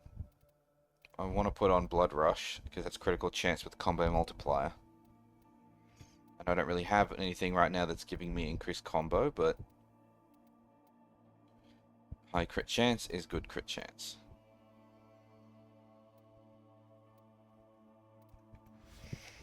Well, that's those two weapons that I've leveled. I mean, I'll always come back to them, and I can always fix them up as we go.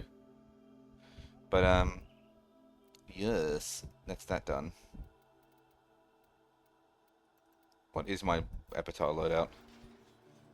Yeah, just shit. It's not even set up properly because I wasn't even going to use the Avatar Prime. Yet it did a good job, though, it did a good job at harvesting resources, is what it did.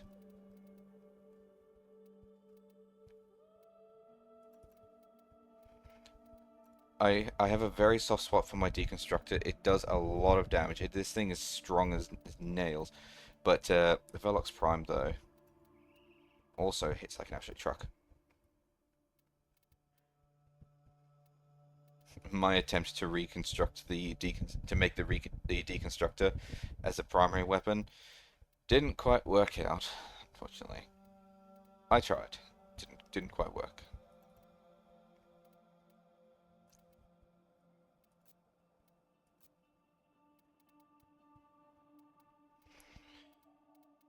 Alright, well, I think I will head off here and go make some lunch because I am actually quite hungry. Didn't really have much for breakfast, if not anything really, so I'm going to go and eat some food. And I will see everyone later. Thank you all for sticking around, although I definitely didn't do anywhere near as much as I thought I would. I got all the potatoes I need in order to work on stuff in the foundry. And I leveled up the 2 weapons that I got out of it. And also completed some challenges. Though that was like a very small thing. I already had that armor, so that doesn't mean anything, but we're getting our way towards here. I don't know if I actually even want this stuff, but I guess it's free stuff. What I want is this one, if anything. I don't think I'd even really use it, but if I have it, that'd be nice.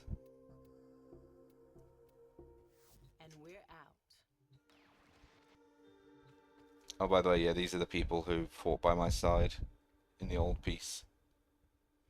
I didn't realize that the names would actually be immortalized. Like when I picked them, I kind of just picked them. I think I picked Slinky Biscuit because I like the name, but I don't think I really paid much attention to it. And then they were like, "Here's a flower that has all of the names of the people that you got the bonuses from." Show up, which means I guess it is entirely possible that somewhere there's a flower with my name on it, but you know. What's on sale? The Banshee Agile, the Protea Collection,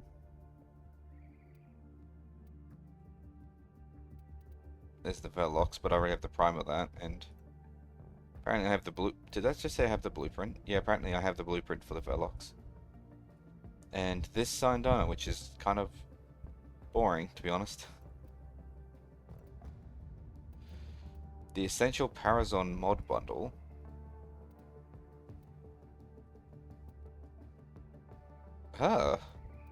Gives you all the mods for the Parazon, and I actually am missing a lot of them.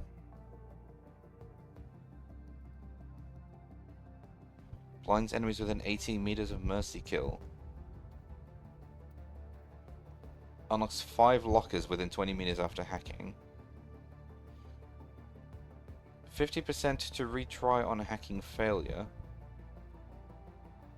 Shock enemies within 20 meters while hacking. The auto breach one's a nice one, plus 30% chance to auto complete hacking, but realistically the hacking's not that difficult. So it's only really if you're in a rush, like if you're playing on a public spy mission and you've triggered the alarm, now you got to go in and you got to do the hacking really quickly. But realistically, as long as you have a cipher on you, you can already get a 100% chance to auto complete the hack. You just press the button and then you press the cipher and then you're done. Don't really think you need auto breach, really. Mind you, I don't really think I need any of these either. I mean, the extra time for hacking though is very nice. To drop an energy orb on Mercy. Wait, that's a nice one to get. Scimitar Echo Skin, well I don't even have the Scimitar. And the Void Adornment Bundle 2. Now see, this is kind of tempting because as I've said before, I loved the idea of the Void Shell skins. That was a fantastic idea. What bothered me is the fact that you can't get it in Prime form. You can't get Void Shell Primes. Prime Void Shells. That was what bothered me about it.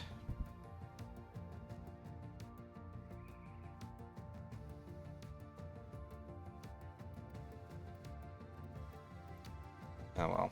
Like I said, you can't get primes, so... Alrighty, well, thank you very much for watching. I'm going to head off. You have yourselves a fantastic rest of your day. Bye!